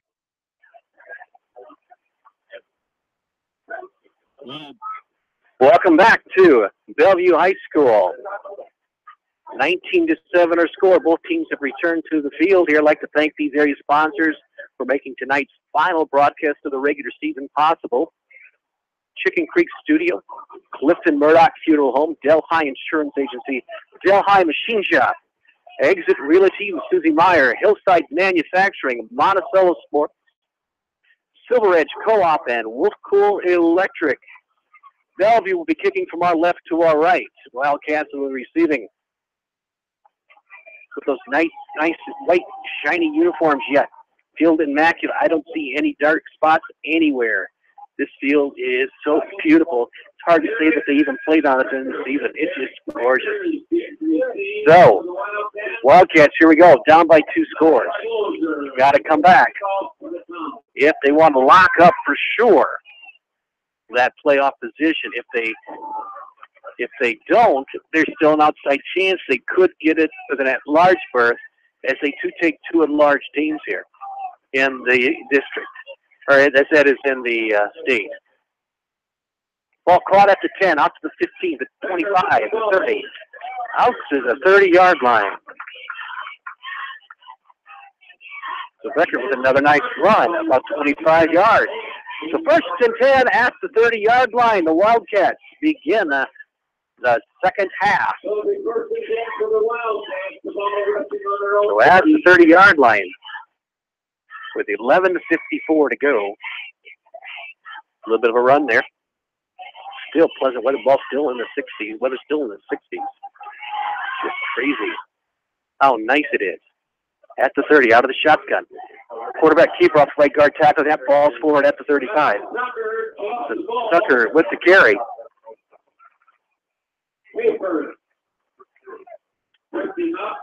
Schaefer with the tackle. So Wildcats, again, showed that they can run the ball. That's how they pounded it in that first half. And if they come back and get that, if they come back and get this score and hold Bellevue, it's going to be a ball game. Wide outs to both sides, out of the shotgun, single back to the right side of the quarterback, Tyson Tucker. 5-man front. Tucker, quick slant pass, going to be caught at the 45, falling forward. Pass to Garrett Hogan. Threw that one down to Hogan's ankles, and Hogan did a good job of just diving forward and making the catch. Got it back to the line of scrimmage, though. Could have got it up the hill a little bit more. Might have been a few more yards. And so here we go. 3rd down and 5 at the 35. Wide outs to both sides here. Went from our right to our left. Out of the shotgun again. 5-man front with the 2 linebackers. We've got 2 corners and 2 safeties. Rolling out to the right side. Pass is going to be caught at the 35. Out to the 40. Good for a first down. The 45, the 50. Down to the 48-yard line. Right about 18 by Wilson. So 1st and 10 Wildcats. 3rd down and 5, and they got it. 1st and 10 Maquoketa Valley. At the 48-yard line. So mixing up that pass just enough. So wide outs to both sides. Stepping out of the shotgun again, the Wildcats. Steady motion here. And somebody jumped. Hard to say who. The wide out here, was the wide out? Yeah, it's going to go into Maquoketa Valley. The wide out from Maquoketa Valley jumped, but also a couple of Bellevue guys did too at the line. Interesting how they're going to call this one. Because the guys in the defensive line could not have saw the wide out on the left side jump. Very interesting how they're going to call this one. And it's going to go against Maquoketa Valley. That is interesting. How the wideout could jump, and then the 2 defensive linemen on the left side of Bellevue jumped, and they would not have saw each other. So they're going to back it up here. So it's now back to the 46-yard line. So at the 46-yard line, double slot formation, our slot formation on the left, wide out to the right. And the shotgun again. Now he's got it back behind the left guard of Maquoketa Valley. So we're back in the pistol position. Quarterback keeper fighting his way forward. Tucker maybe picked up 3. So it's now 2nd down and 13. Cooper with the tackle for the Comets. So interesting. Wildcats have got to get that ball moving a little bit further. Got to get that ball advanced a little bit more than that. 2nd down and 13 at the 48-yard line. Wide outs to both sides, slot on the left side. Out of the shot, pistol position once again, the Wildcats. Dropping straight back. Slant pass is going to be intercepted at the 50. Down to the 40. The 35 to 30. Still farm down to the 20. So, interception. And a 30-yard run back. By Zach Bullock. Bullock is having a game tonight. 50-yard line, the interception by Bullock.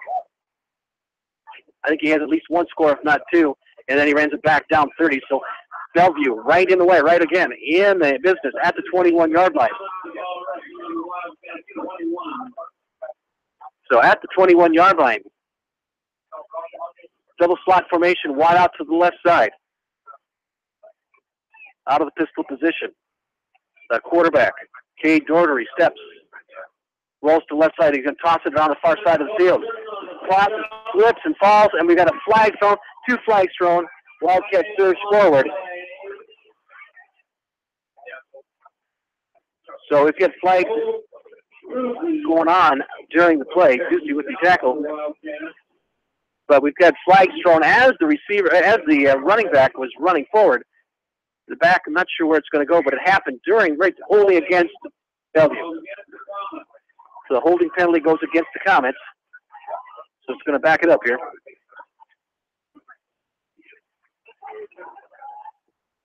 So that's going to be backed up 10 yards. So that makes it back to the 31-yard line.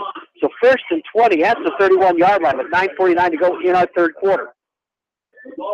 Bellevue leads Maquoketa Valley 19-7. Scoring once in the first quarter and twice in the second. Double slot formation out of the shotgun again.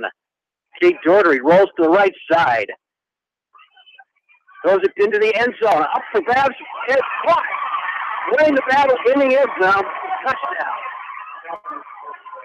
At the 31-yard line. The Daugherty to Daugherty once again here. Single coverage there. Ball was up, and Daugherty is not short by any means. Jumped up, got up there, and caught the ball right across the goal line.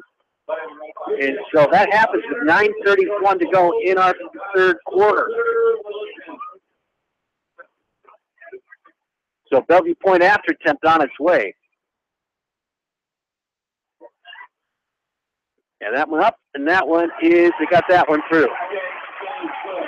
26-7 our score here. Bellevue on top with 9:31 to go in the third quarter. Long pass play. That one was 31 yards. Bomb play, 90 yards in the first half. Another big pass play. Ball land one in from 4 yards out. So you're looking at system for incredible passing yardage. And Maquoketa Valley, once Daugherty rolls out of the pocket, there's no one near him, and he has plenty of time to look around. He sets up in the pocket. Wildcats put a rush up, but he's so versatile, so explosive. He can roll out of that pocket. He's got all the time in the world. He gets to pass the hash marks, and he just does a really nice job.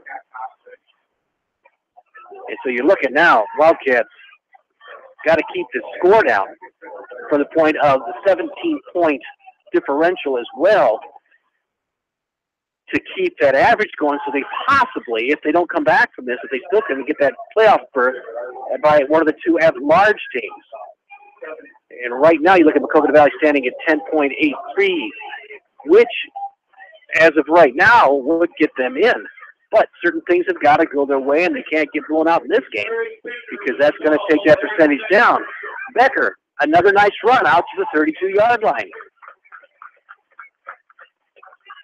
So with 9:25 to go in our third quarter, Wildcats take over at the 32-yard line. So Wildcats going from our right to our left here, down 26-7. Every point is critical. So wideouts to both sides. Out of the shotgun. Quick pass to the far sideline, going to be caught. Behind the line of scrimmage.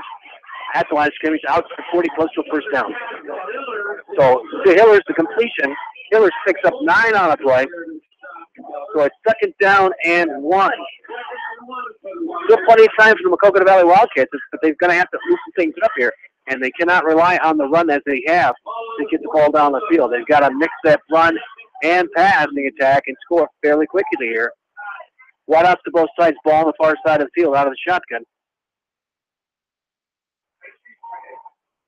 Running play off the right guard tackle. Got picked up a first down.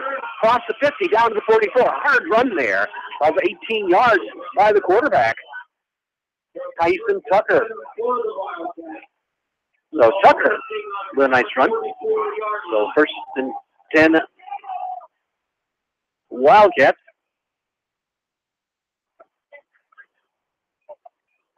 Tucker had 514 yards rushing coming into the night. Wideouts to both sides. He's no stranger to the running game. 8:29 to go in the third quarter. Out of the shotgun. Wideouts to both sides. Single back to the left side of the quarterback. Tucker bounces around the left side of the keeper. Inside the 40, down to 38. Picks up about 7. Conrad with the tackle for the Comets. So it's 2nd down, and I'm going to say 2nd down and 4. Now 5. Ball inside the 40. Down to probably about the 39-yard line. You know where those hash lines are. Ball sitting on the end of that hash line at the 40-yard line. near side of the field. Wide off to the right side, ball in the short side near front of us. Shotgun, single receivers to the right and left. 5-man rush for the Comets with 2 linebackers. Quick hitter to Hillers once again, the far side of the field, caught at the 40. Gets a little bit of a juke shot and the juke move, and then picks up another 4. Down to the 36-yard line. So it's Conrad Ernst, the 5'10", 125-pound sophomore with the tackle over the 6', 162-pound senior Brock Hillers.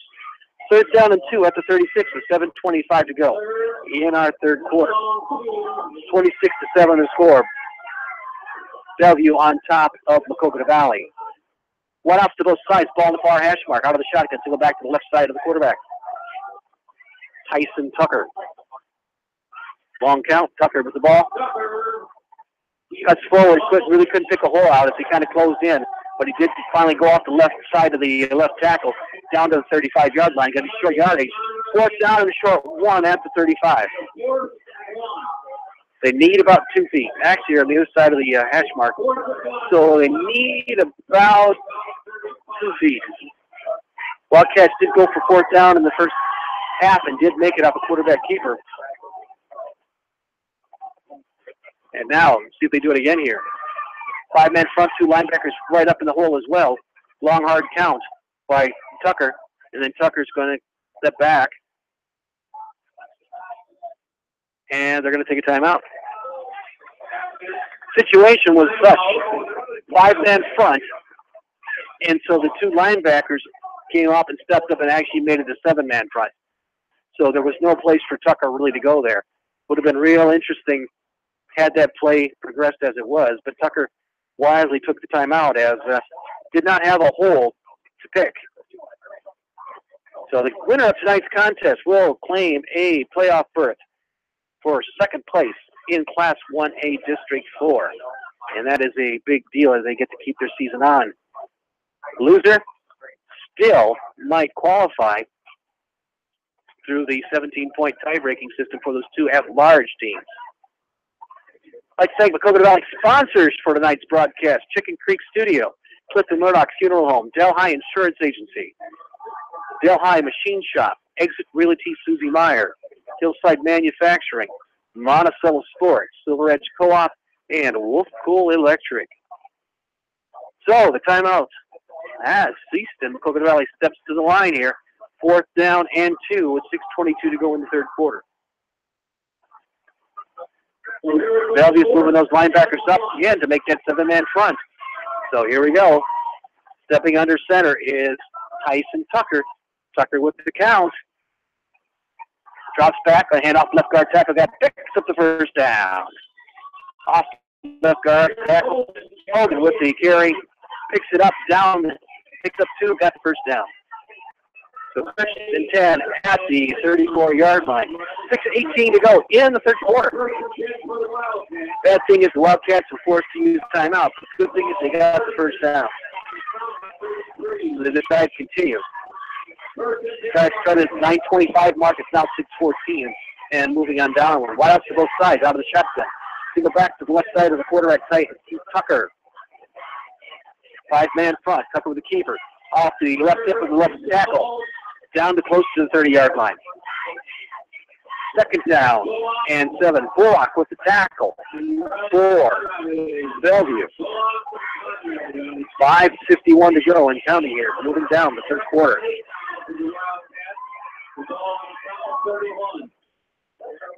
Crowd on its feet here down below us. Wearing a lot of blue and black across the way, the black and gold of Maquoketa Valley. Wide outs to both sides again out of the shotgun. 5-man front, that 52 that Bellevue's been in all night long.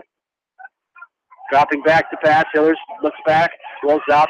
Now Hillers is going to come back for a little bit of a button up. Going to be caught.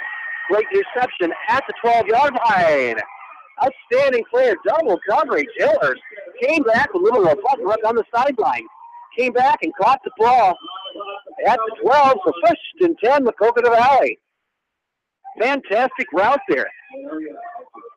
Double coverage as well. 5:19 to go in the third at the 12. 1st and 10 at the 12. I remember the last time Maquoketa Valley was 1st and 10 at 12. They did get that score. So let's hope it works out again. Wide outs to both sides. Shotgun backs to both sides of the quarterback now, on the left side and his right side. Quarterback keeper, no, going to hand off to the left halfback, who cuts off the right side, going to be dropped for a loss, back to the 15-yard line. That's Hogan back to the 15. Lawson with a good penetration for Bellevue, making that tackle. 5:05 to go in the third, 26-7. Coconut Valley's got to make hay when it's sunshine. This is one of those sunny days here. They've got to put it in. Second and 13 at the 15. Wide outs to both sides. Out of the shotgun. Still back to the right side of the quarterback. Tyson Tucker. Pass to wide out the left side. It's going to be caught. At the 20, at the 15. And maybe got back to the line of scrimmage. Hogan basically got back to the line of scrimmage, but well covered there. Actually going to be a loss on the play. So now it's third down. Third down back to about the 16. Wildcats have got to get down inside the 3-yard line for a first down. Wide out to the right side and one to the left. Single back in the backfield out of the shotgun. Tucker. Now they got a 5-man front once again. With the snap, rolls to his right side, looking to the end zone. Then back across the middle. Going to be caught at the 5. Nope, incomplete. The intended receiver came across the middle. So Kroppel came across the middle. He hit him in the hands, and then he dropped it. So caught and dropped. So 4:03 to go in the third. Fourth down now for Wildcats. 4:13 at the 15. So big play here from Maquoketa Valley. Here we go. Twins to both sides. Out of the shotgun to go back to the right side. Bellevue's loose from the defense. Nobody down. Everybody's up. Defenders are all up on their feet. Here we go. Stepping up in the pocket. Playing toward the end zone. It's going to be up and down. Caught in the end zone. Intercepted, and they fall down in the end zone. Tip ball up and down. Man was open for just a brief second, but a little bit overthrown. Hogan was the intended receiver.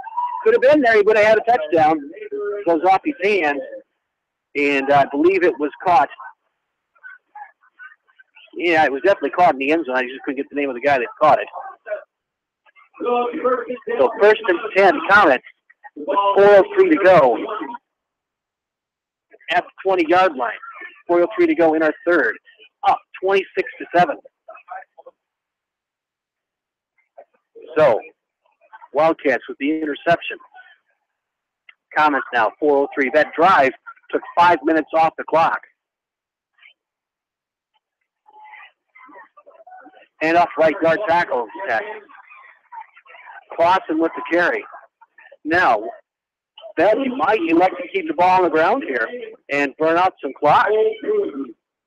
Up 26-7. They want to get this game over in a hurry now.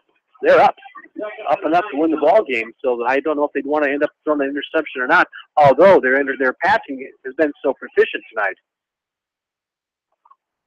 But they're in no hurry to run this play off. Slot on the right side. Ball in the near hash mark. Out of the pistol position. Quarterback Cade Daugherty. Daugherty under tackles going to be dropped back at the 15, and we've got a late flag. Gillibrand with a great tackle there for Maquoketa Valley. There is a tackle. There is a flag, though, on the play. And that flag happened back behind the line of scrimmage. No indication of what it's going to be yet. Oh, block below the top, block below the legs. We haven't seen that one in a while.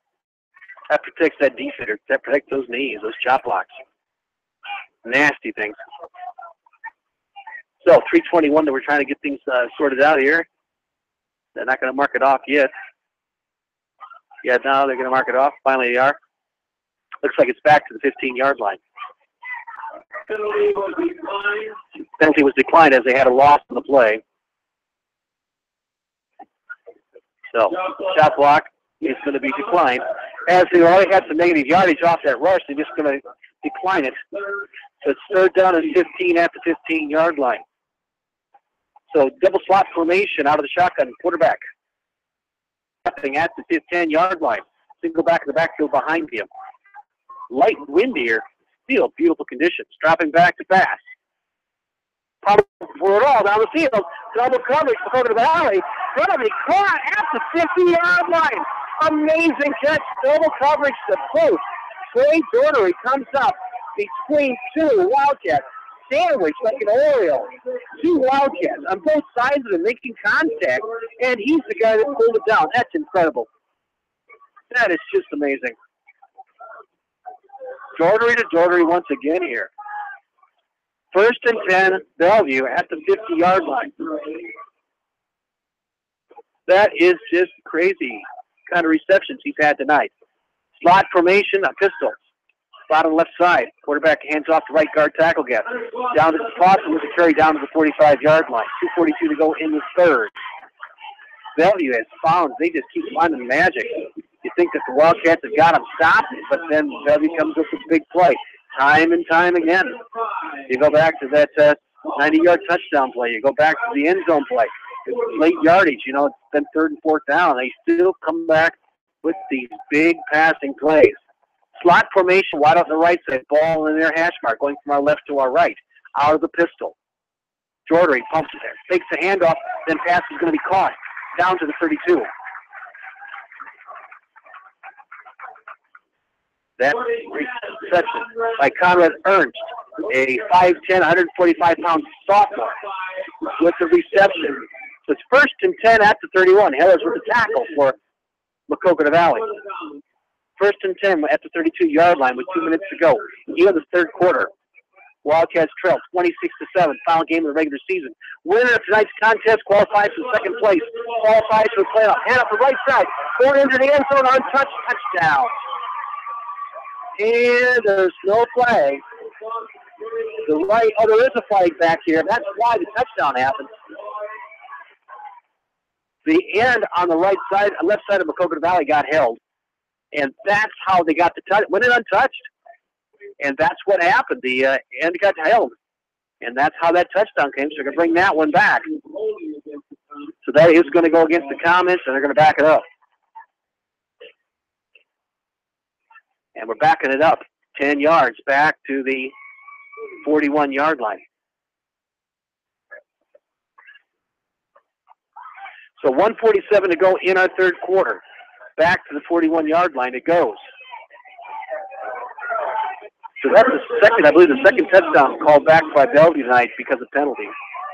So it's 1st and 19 at the 41-yard line. Slot on the right side, wide up on the right side. Slot on the left side, wide up on the right side, out of the pistol. Going from left to our right, Cade Dordery. Now motion by the pistol man over to the left side. Dordery's going to tuck it away. Then pitches off the option. It's on the far side of the field. Clausen close to a first down on the far side of the field. Down to 30.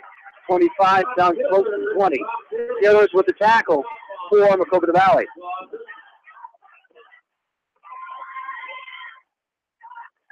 Second and 2.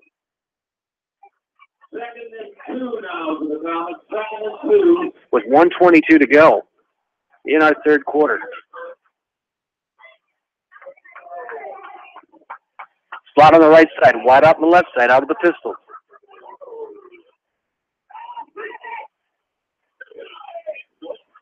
Tyson tucked up the hip. Cade Dordery, hand off the side. Clausen with the carry. Hunter Clausen tackled. Flag on the play once again.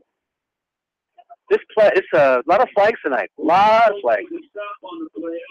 Big game, but surprised at how many penalties there are. Holding goes against Bellevue. A lot of holding penalties against the Comets. Leading rusher for Bellevue is Hunter Clausen with 1,200 yards. Then you got Dordery with 221, 188 for Parker. Then Trey Dordery with 42. The big running back is Clausen, who is always off the left side or right side of the quarterback. So slot on the right side, wide out on the left side, out of the pistol position once again. 52 seconds to go in the third. Dropping back to pass. Right side flat, it's going to be caught at the 75 and falling down at the 23. So Dordery with another reception. That gets the ball down, third down to about the 25-yard line, 24-yard line. So Hogan with the tackle. Ball sits at the 24-yard line. 26 seconds to go here in our third quarter. Slot on the right side, wide up left side, out of the pistol. pistol formation again. So Bellevue's kind of found out something that's working. They're kind of sticking with it. Motion by the pistol man goes from right to left side. Hand off his backfield. Clausen to the left side. Inside the 20, down to the 15. Still on his feet, hopping up and down. I've never seen a back jump up and down so much with people trying to tackle him. Inside the 15, down to close to the 10-yard line. O'Connell with the tackle for Maquoketa Valley. Andy O'Connell, 5'11", 184-pound senior. And that will be the last play of our third quarter.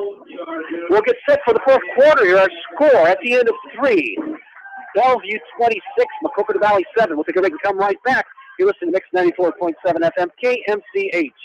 At Dupaco Community Credit Union, we know debt happens. A debt checkup from Dupaco ensures it's not costing you more than it should. With historic low interest rates, now is the time to bring your loans to Dupaco. Contact us at 563-927-6187 or visit dupaco.com. Monticello Sports is your retail sporting goods store in Monticello. They carry shoes, uniforms, and equipment and do screening for all area schools. Monticello Sports is your specialty sporting goods shop in Monticello. The Manchester Press is your community newspaper. Check out the sports section for game stats and photos of area players and game highlights. The Manchester Press, serving the area for over 130 years. Your number one Hawk fans. Auto Owners Insurance and Parrott Insurance is a winning combination. We'll work with you to ensure your home, auto, business, and farm to keep everything you value safe, sound, secure. Auto Owners Insurance, the no-problem people. For more information, visit me, Eric Smith, at Parrott Insurance in Manchester today. Eastern Iowa Sports Station, Mix 94.7, KMCH.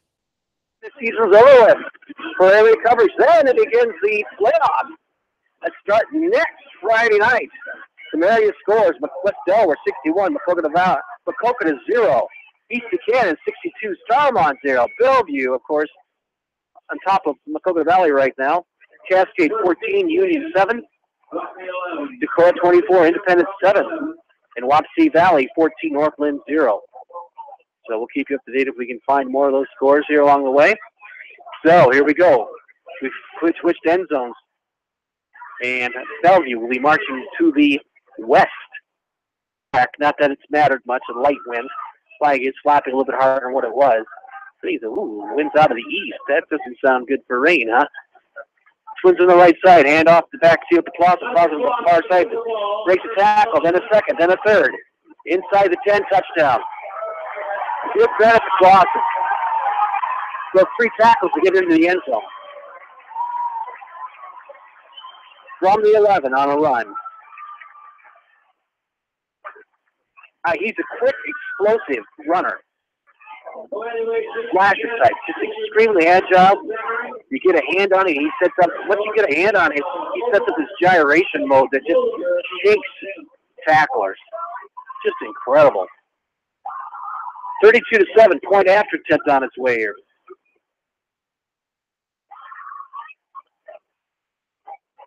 And here it is.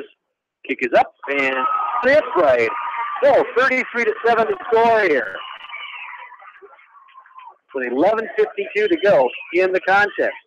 Not exactly what the Wildcats wanted tonight, but now they've got to hope to get that score down. Magic number, of course, 13 minus 7. Let's see, a little math. That's 26. 26 minus 17. They got to get that score down. They got to score at least 10 to start whittling to that 10-point differential. So they've got to get a couple of scores. They got to get a couple of scores here. Otherwise, what happens is 17-point differential, and there's 7 games in the regular season. So you divide 7 into 17. If you're getting beat by 17, you're going to lose over 2 points on your average. And the Wildcats were at 10. That's how bad they beat their opponents tonight on the regular season. And so they're at 10, and that would take them down to 8, which would really put them in that kind of a questionable area about getting that large berth. It would be depends on a lot of teams across the state what would happen in Class 1A. That's the big thing here. So let's see if the Wildcats can get some scoring done. At least try to shoot it back down and get that under a 17-point differential here in our fourth quarter. To go. Big kick back at the 5. Going to be returned out to the 10. Becker now back to the 15. Big kick angled away from Becker. Becker had to run into the left side corner. The ball was not going to go to the end zone. It actually stopped inside between the 10 and the 5. So Becker had to run it. Had to run 25 yards over to get it. And then had to run laterally to try to pick a hole and really couldn't get anywhere. So it's 1st and 10. This is the worst field position Maquoketa Valley has begun a drive in. So at the 15-yard line, they start. With 11:43 to go in our contest. Class at 1A District 4 football. These two teams were in second place. The winner will end up in second place, qualifying for the playoffs. Pass caught across the 25-yard line. That reception by Norman Wilson. So 5'10", 174-pound tight end. Wilson with the reception. Good for a first down. Schroeder with the tackle for the Comets. 11:37 to go in the contest. Wide outs to both sides, out of the eye. 5-man front, 52 defense. Out of the shotgun. Tyson Tucker, hands off. Back in the backfield. Across the 30 to 35. Wilson, nice run there. Good hard run by Garrett Hogan. Hogan close to a first down. Very, very close here. Might not even have a measurement. It'll be our first measurement if they did. They're going to spot it here and see if they did. Good for first down. I like it when the guys just say, yeah, I'm going to eyeball it and go with it. Because that ball was like a foot out of the foul line here in front of us. And the flags had to come all the way across the field. So 1st and 10 Maquoketa Valley with 11:12 to go in the contest. Wide outs to both sides, 5-man front out of the shotgun again. Hogan steps behind, standing behind Tyson Tucker. 5-man front to 2 linebackers. Hogan gets the ball off left guard tackle, gap across the 40. Out to the 45-yard line. Another nice run here. Actually, Wilson with the carry that time for Maquoketa Valley. So 2nd down and 2. They need 2 yards to get this first round. Ball in the near hash marks. Wide up to the far side of the field. Derek Becker. On the near side, you've got Brock Hillers. And the officials have a timeout as they've got a helmet problem here. Looks like a chin strap possibly. A little snap on the hand, chin strap. One of the Bellevue players. And he's going to have to come out. Can't fix it. So another man in. Snap on his helmet. Oh, those things are bad sometimes. You get a bad snap, you always get warm on the bench. Yeah, those are tough. 2nd down and 2 at the 44 with 10:35 to go in the contest. Wide outs to both sides. 52 defense out of the shotgun. Dropping back. Pass out of the backfield. Going to be incomplete. Hogan was standing behind him, threw him out the left side. And falls incomplete. Now 3rd down and 1. They need 2, actually. It's a short, long 1 or a short 2.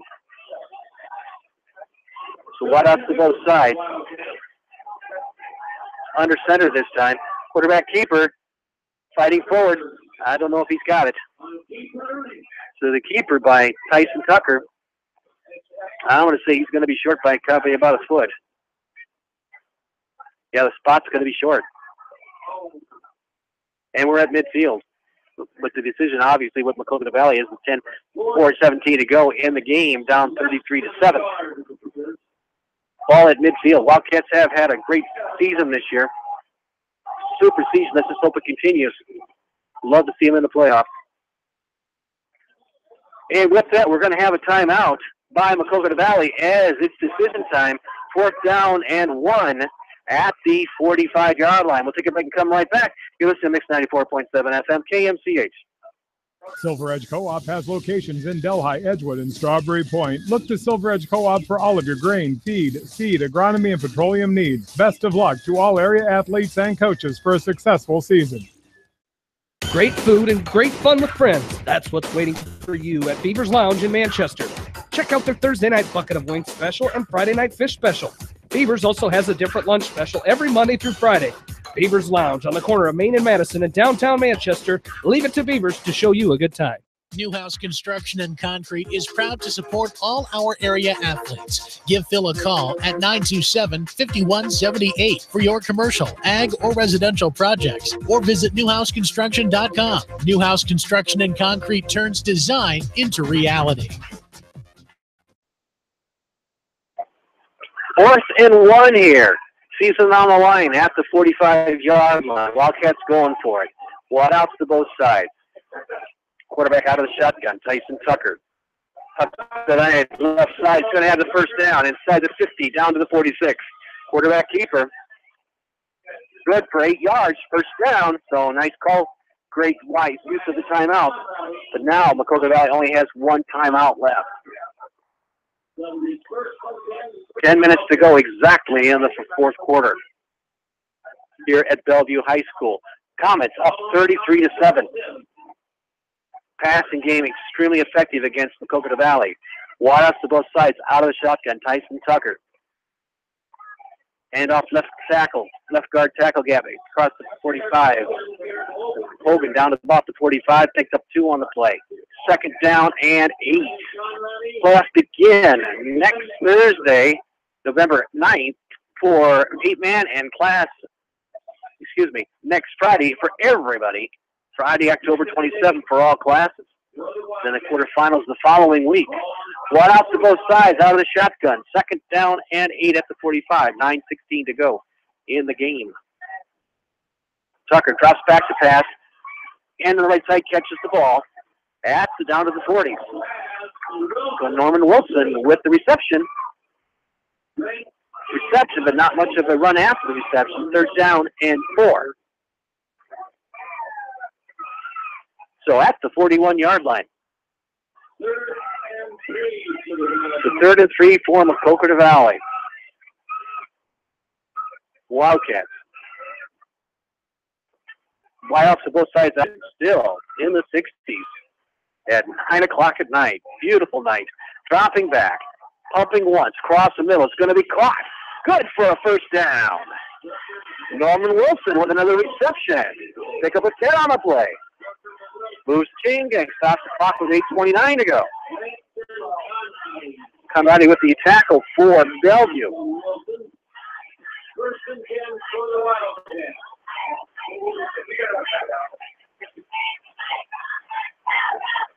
Twins to the left side, twins to the right side.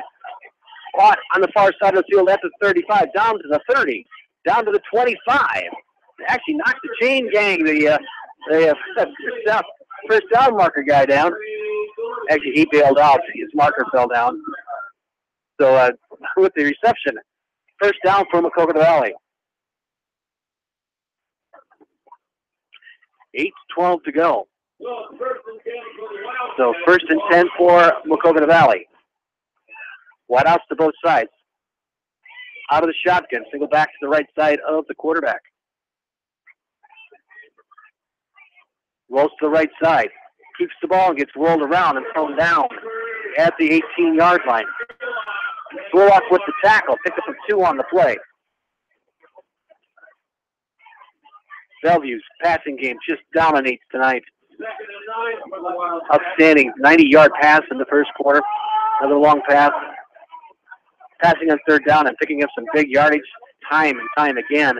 Wide outs to both sides, out of the shotgun. Single back to the backfield behind the quarterback. Low snaps. He picks it up easily. Under pressure, though. Rolls to the left side now. Good block there. Plenty of time into the end zone. It's a good or not incomplete in the end zone. Tyson Tucker, very adept with his maneuvers. Rolled to the left side. Dodged one tackle and a second. And as he neared the end zone, let it fly into the end zone. Good chance. The only man that could have caught it was the receiver over there. Couldn't tell who it was. That's the far side of the field, across the way. Stops the clock with 7:53 to go in the game, 33-7. Differential right now is 26. So this to make a difference for the Wildcats, they've got to get that differential down to under 17. Trips on the right side, empty backfield. Twins on the left side, ball on the far hash mark from our left to our right here. And now Bellevue will call the timeout. We'll take 1-2 here. 7:53 to go in the game. 33-7 our score here from Bellevue High School. You're listening to Mix 94.7 FM, KMCH. Sode's Green Acre, located in Guttenberg, offers a fun shopping experience for the entire family. Retro candy, unique gifts and toys, gourmet foods, coffee and tea, top shelf spirits, craft beer and wine, plus a cafe with full bar service. Sode's Green Acre in Guttenberg. Find them on Facebook. In sports as well as banking, numbers mean everything. Athletes strive for excellence during competition. F&M strives to exceed clients' expectations. Whereas athletes and teams focus on the score, F&M focuses on the success of our valued clients, one relationship at a time. F&M Bank, the right choice. Member FDIC. Just like you take pride in your vehicle, we take pride in the service work we provide. This is John from Georgian Auto in Manchester. Whether it's routine maintenance or major repairs, we'll take care of your car and get it back on the road. Georgian Auto in Manchester, where complete automotive service and repair is our complete focus. Eastern Iowa Sports Station. Mix 94.7 KMCH. 3rd and 9 for Maquoketa Valley. That's 21-yard line. Trips on the right side, Twins on the left side. Empty backfield. Ball into the end zone. And incomplete. Real good. Touchdown. Diving in the end zone. Good for the score. Killers with the touchdown. 7:48 to go in the game. So this drive started at the 15-yard line with 11:43 to go. And they score with 7:48 to go to Hillers. Bad passing play. Kind of a Z pattern. Kind of a button hook and go. Came around, curled, came back to the ball, and then released on a slant, and it was good. So Hillers with the score. 2-point conversion on the way here. It's a 20-point ball game. 33-13. Wide out on the right side. Every point matters for Maquoketa Valley. Out of the eye. Passing play to the end zone, and that is good. Keita Hogan, good. So that gets it down to 33-15. Okay, so now we're down 33-15. So they need another score before we can start hacking into that 17-point differential, because you got 7 games in the regular season, 17 points. So you're looking at that tiebreaker. Maquoketa Valley now has 10-point differential. And if they were to lose by 17 or more, that takes it down to 8, under 8, which makes them on the borderline as far as whether they're going to qualify or not. So another score, if they can come back with another score, that would really help their cause a lot with 7:48 to go in the game. 33-15.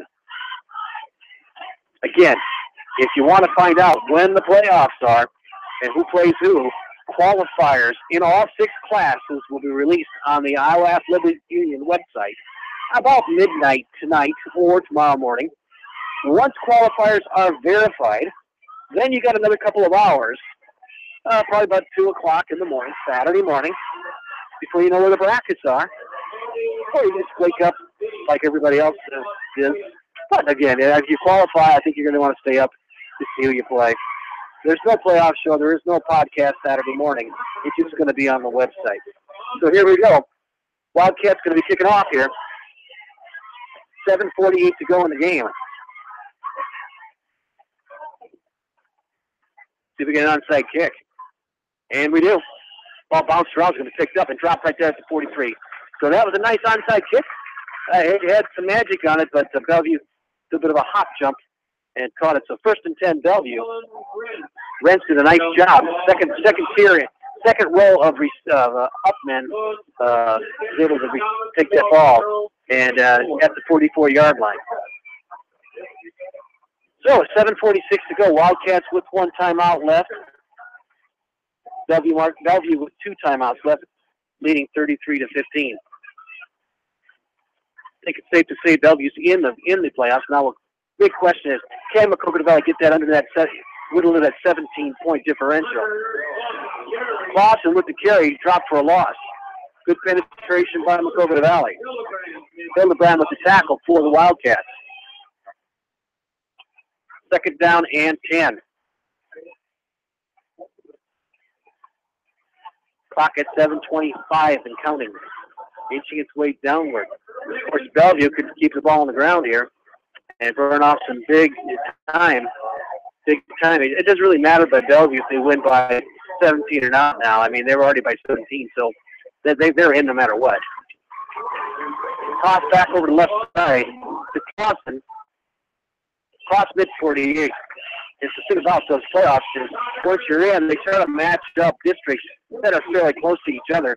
So it really won't matter a whole lot if Bellevue wins by 17 or not, as they're going to be probably the second place team in Class 1A District 4. The only question will Maquoketa Valley be able to get there?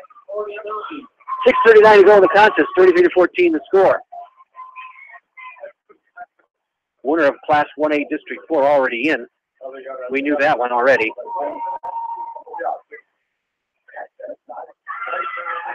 Actually, it's District 3. I keep saying District 4. It's District 3. I got my notes wrong. So, handoff left guard tackle gap down to the 44 line. Yeah, Class 1A District 3. We cover 1A District 4. You'll get that right. Yeah, West Branch is going to be in for sure. They won that one. So Crouppen gets up the first down, picks up the first down, first yards for first down for Bellevue Comics. 6:16 to go here. That's going to eat up another couple of minutes. Yeah, West Branch is in for sure. Bellevue will be in. Maquoketa Valley on the fence. You got Regina that's probably in. Oh, Wilton's playing tonight too, though. Wilton, that's a big game down there. You got Regina with no losses. Wilton and Sigourney Keota with one loss, sitting at 11 and 9 in the tiebreaker as far as points go. Clausen with the carry at the 40 down to the 35-yard line. And we've got spotted at about the 38 or so. And the clock continues downward at the 39, they say. So second down and 4 for the Comets.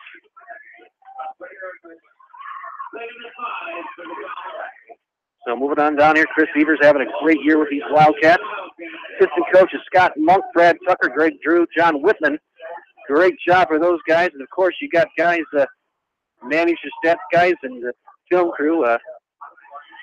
Toss back to on the left side we go.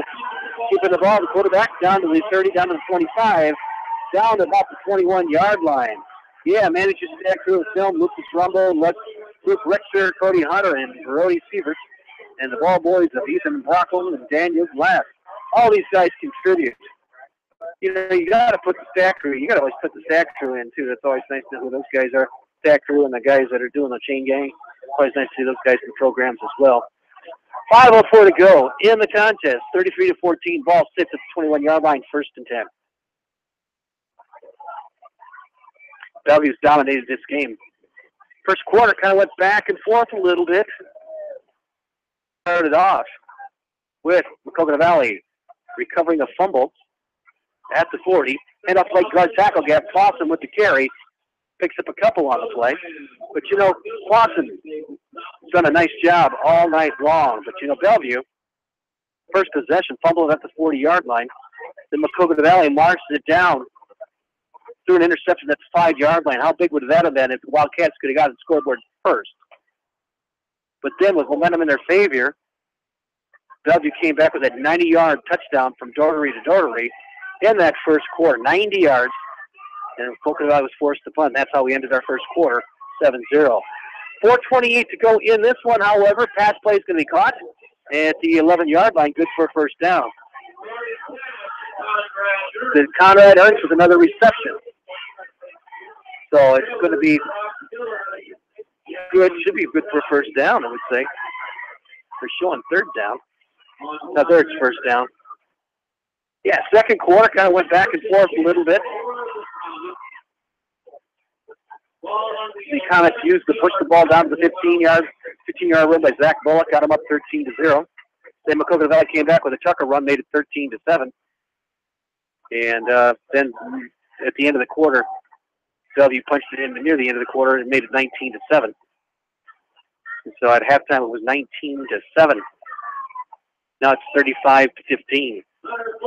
Clausen with the carry for Bellevue. No gain on the play. Second down and 10. Make it 8. Second down and 8. So a little gain if you want on the play. In that third quarter, went back and forth once again. Maquoketa Valley with an interception. And a run back by Bullock as they're moving the ball.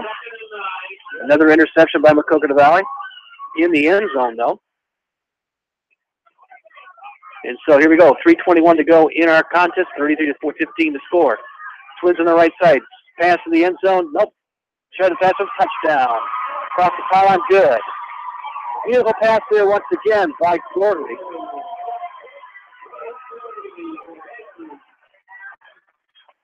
Jordan, another nice pass. Reception this time by Hager. Trevor Hager, 6'3", 170-pound junior. Hager with the reception.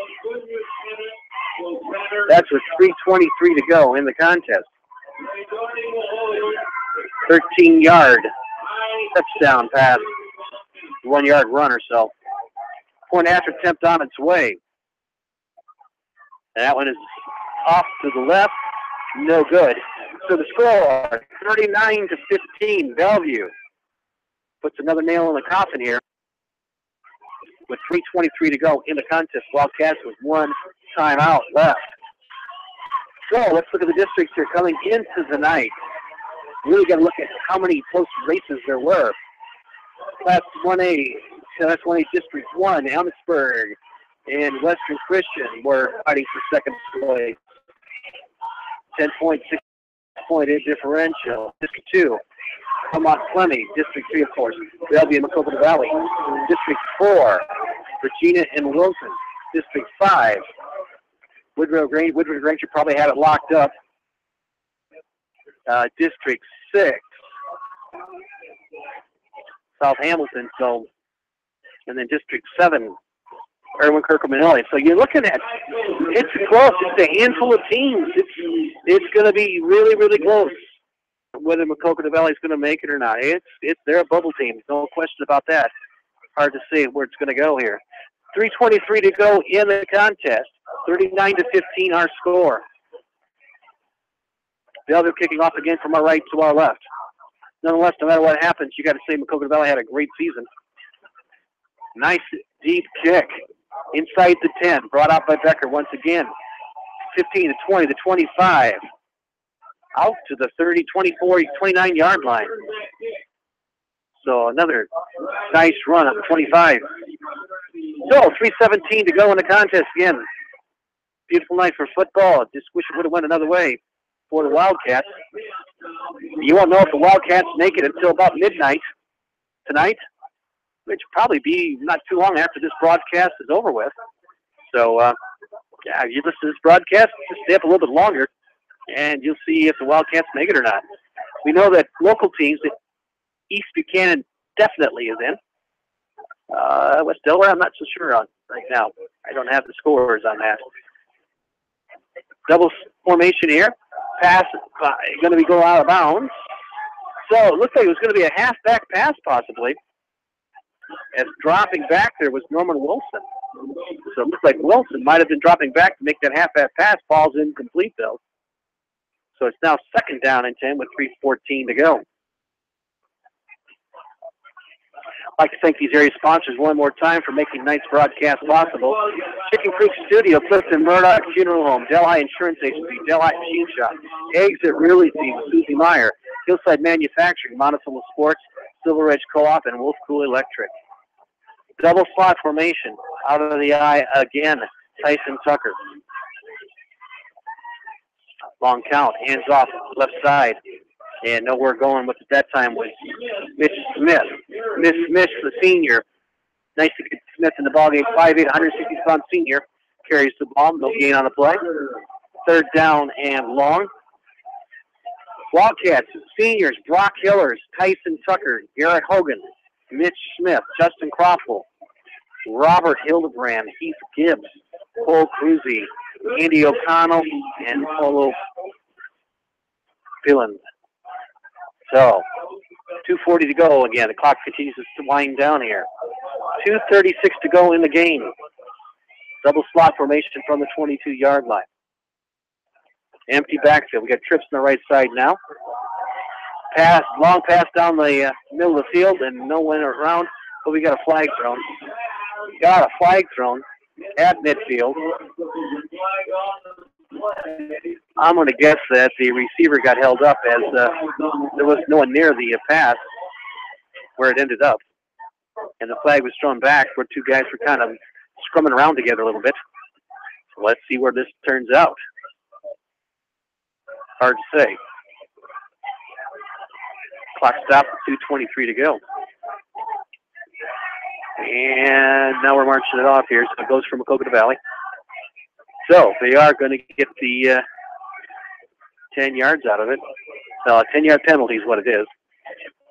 That's one of those plays. It's like if somebody's going to score a touchdown, you might as well do it because they're going to get 10 yards. It's not like college where you get possession where interference is. Yeah, nice. So it's 3rd down and 3. This Bellevue team is a well-coached football team. Very nice team, as is Maquoketa Valley. What else to both sides, out of the eye. Under center, Tyson Tucker. And off the right side. Falling forward, should be close for a first down. Hogan with the carry, should be good for a first down. And it is. Good for a first down. 2:19 to go. At the 40-yard line, 1st and 10 at the 40. The ball on their own 40. And so the Wildcats down to the last 2 minutes of the regular season. Now they're going to have to wait and see what happens if they make the playoffs or not. Bellevue a lock now as the second place runner-up in District 3, that is.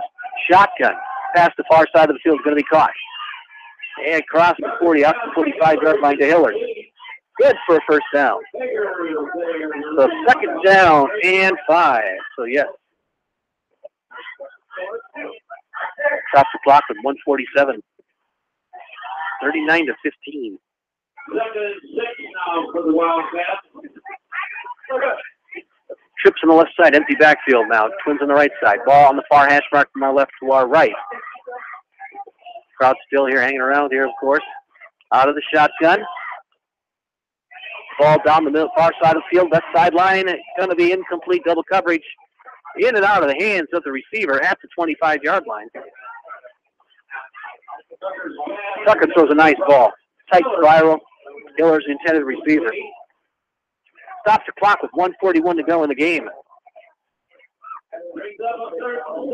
So it's 3rd and 6. So head coach Chet Knock I'm going to love tonight is Bellevue's going to be in the playoffs. Trips on the left side, Twins on the right side, out of the shotgun. 1:41 to go for the Wildcats. 3rd and 6 from the 44. Pass across middle is going to be caught. Down to the 40-yard line. Good for first down. And good. So it's now 1st and 10 at the 39-yard line. So 1st and 10.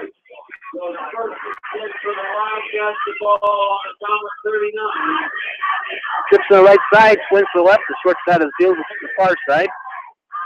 Empty shotgun once again here. Dropping back. Pass across the middle, slant pass, diving at the 20, incomplete. Now that passing route is open. They just can't quite connect on it.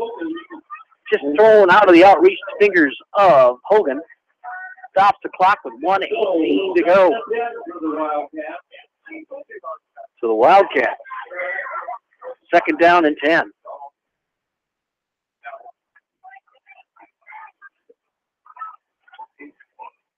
Trips on the right side, Twins to the left side. Empty shotgun once again. A little snap. Hiller's past the left side. Plant's going to be caught at the 20, down to the 15. Inside the 15-yard line. Down to the 14-yard line of the bounce. Down to the 14. So 1st and 10. West Delaware big over Maquoketa. That's the final, 68-0. East Buchanan big over Starmont, 62-0. Cascade leads Union in the 3rd quarter, 20-7. With the keeper off the left side, inside the 10, down to about the 8. So Western Dubuque beats Dubuque Hempstead at halftime, 14-7. We got timeout on the field for the Wildcats. That will be their last timeout. We'll take 1-2 with 53 seconds to go into contest. You're listening to Mix 94.7 FM KMCH. For all your general contracting needs, turn to the professionals at Lucky Building Service in Manchester. For commercial, remodeling, and building and new home construction, call the experts, Lucky Building Service in Manchester, 563-927-5677. You may not wear glasses or contacts, but how do you know if you're seeing your best or if your eyes are healthy? Why not be proactive and get your eyes examined? Dr. Daniel E. Mersch and his professional staff at Manchester Family Vision can help. Call 563-927-3682 to schedule an appointment. Manchester Family Vision Center wishes all the local sports teams best of luck this season. Manchester Family Vision Center on West Main, where clear vision begins with healthy eyes. Contact me, Chad Frazier, at BC Land Services in Earlville for all your maintenance projects such as tree removal and trimming, small dirt work projects, lawn seeding, and more. BC Land Services is fully insured and licensed. Contact me at 563-590-8074 or on Facebook. And best of luck to all area athletes and coaches. Eastern Iowa Sports Station, Mix 94.7 KMCH. 2nd and 3 at the 7-yard line. Maquoketa Valley with 53 seconds to go. Twins on the left side, wide out on the right side. Shotgun, quarterback drops back. Crossing pattern, the far side of the field. And he steps out of bounds. Good for a first down, though. Didn't give it to him. Actually, he didn't give it to him. Wow. Spotted it right there, short. 3rd down and 1. Sure looked like it was a little bit different of a spot, but far side of the field, hard to tell. Here we go, 3rd and 1 at the 5 with 49 seconds to go. Right up to the right side. Dropping back to pass, rolling around to the left side, tucking it away, going toward the end zone. Tucker, good for the score. Tucker with the touchdown with 43 seconds to go.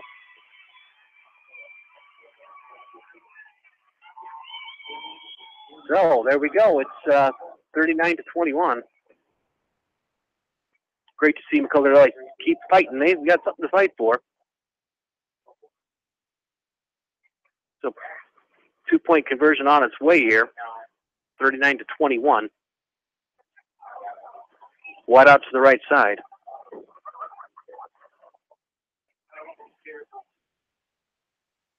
With the count. Dropping back, rolling to the right side. Coming back, still under pressure. Still on his feet. Broke one tackle in a second. Still on his feet. Throws it up in the air. Going to be incomplete. Stops the clock. Boy, that was crazy. He kept it, being a magician out there. So that stops the clock. Of course, the clock has already stopped. 43 seconds to go. But our score now, 39-21. Now the Wildcats back. 18-point differential. Well, if they could have got 2, they could have got under 17 and started getting to that average. You just don't know how many points it's going to be for that. So let's see here. So the Wildcats.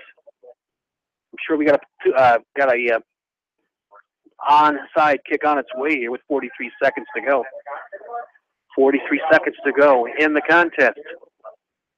I'd like to thank these Maquoketa Valley Wildcats one more time for making tonight's broadcast possible. Wolf Cool Electric, Silver Edge Co-op, Monticello Sports, Hillside Manufacturing, Exit Realty, Susie Meyer, Delhi Machine Shop, Delhi Insurance Agency, Clifton Murdoch Funeral Home, and Chicken Creek Studio. 43 seconds in the regular season. Hard to believe it's over with. With weather like this, it's crazy. Still in the 60s, and it's end of the game here. And November just a week away. Grass out there looks green as ever. So here we go, the kickoff. Of course, we're going to see some kind of an onside kick, obviously. Wildcats have nothing to lose on this one. 43 seconds to go. If they could somehow get this kick and get a touchdown, they could cut back into that 17-point differential, that tiebreaker that's going to use for the at-large teams. Here it is, a little bit of left kick, and it's going right to the player. Nice little, really soft kick. So Parker recovers it at the 48-yard line. So that is about going to wrap it up here. Bellevue with the win will claim second place in Class 1A District 3. Wildcats are going to have to wait till that midnight hour to see if they make it with an at-large berth. This loss will drop the Wildcats to third place. However, with 2 at-large teams, you look at that differential, and that is this loss is going to take them down to 8. 8 points average, which may or may not get them in, depending on if the teams with the bigger differentials win tonight or not. So thanks for listening tonight. It's been a beautiful night for football. Stay tuned to the Coaches Show tomorrow morning. Yeah, keep it on right here, all night long, and then tune into the Coaches Show tomorrow morning, and we'll have who's playing who. And if you want to stay up at midnight tonight and see who's in, and then wait till 2 o'clock for the brackets, you can. Otherwise, there's not going to be any podcast. You're going to have to dig it out yourself. So that brings our game to a close. Our final score here from Bellevue. Bellevue Comets 39, Maquoketa Valley 21. This is Kevin Shipman. Thanks for listening. You're listening to Mix 94.7, Game of the Week. Good night, everybody. The Area Online and Playback High School Football Game of the Week has been brought to you by the KMCH Sports Boosters. Sports Director of KMCH is John Swisher. Station Owner Jim Koloff. Station Manager Jackie Coates. Program Director Mike Johnson. Sales Coordinator Rhonda Menson. For more information about KMCH Sports, check out our website at kmch.com or email John at sports@kmch.com. This has been a local sports presentation of Delaware County Broadcasting. KMCH Radio, Manchester, Iowa.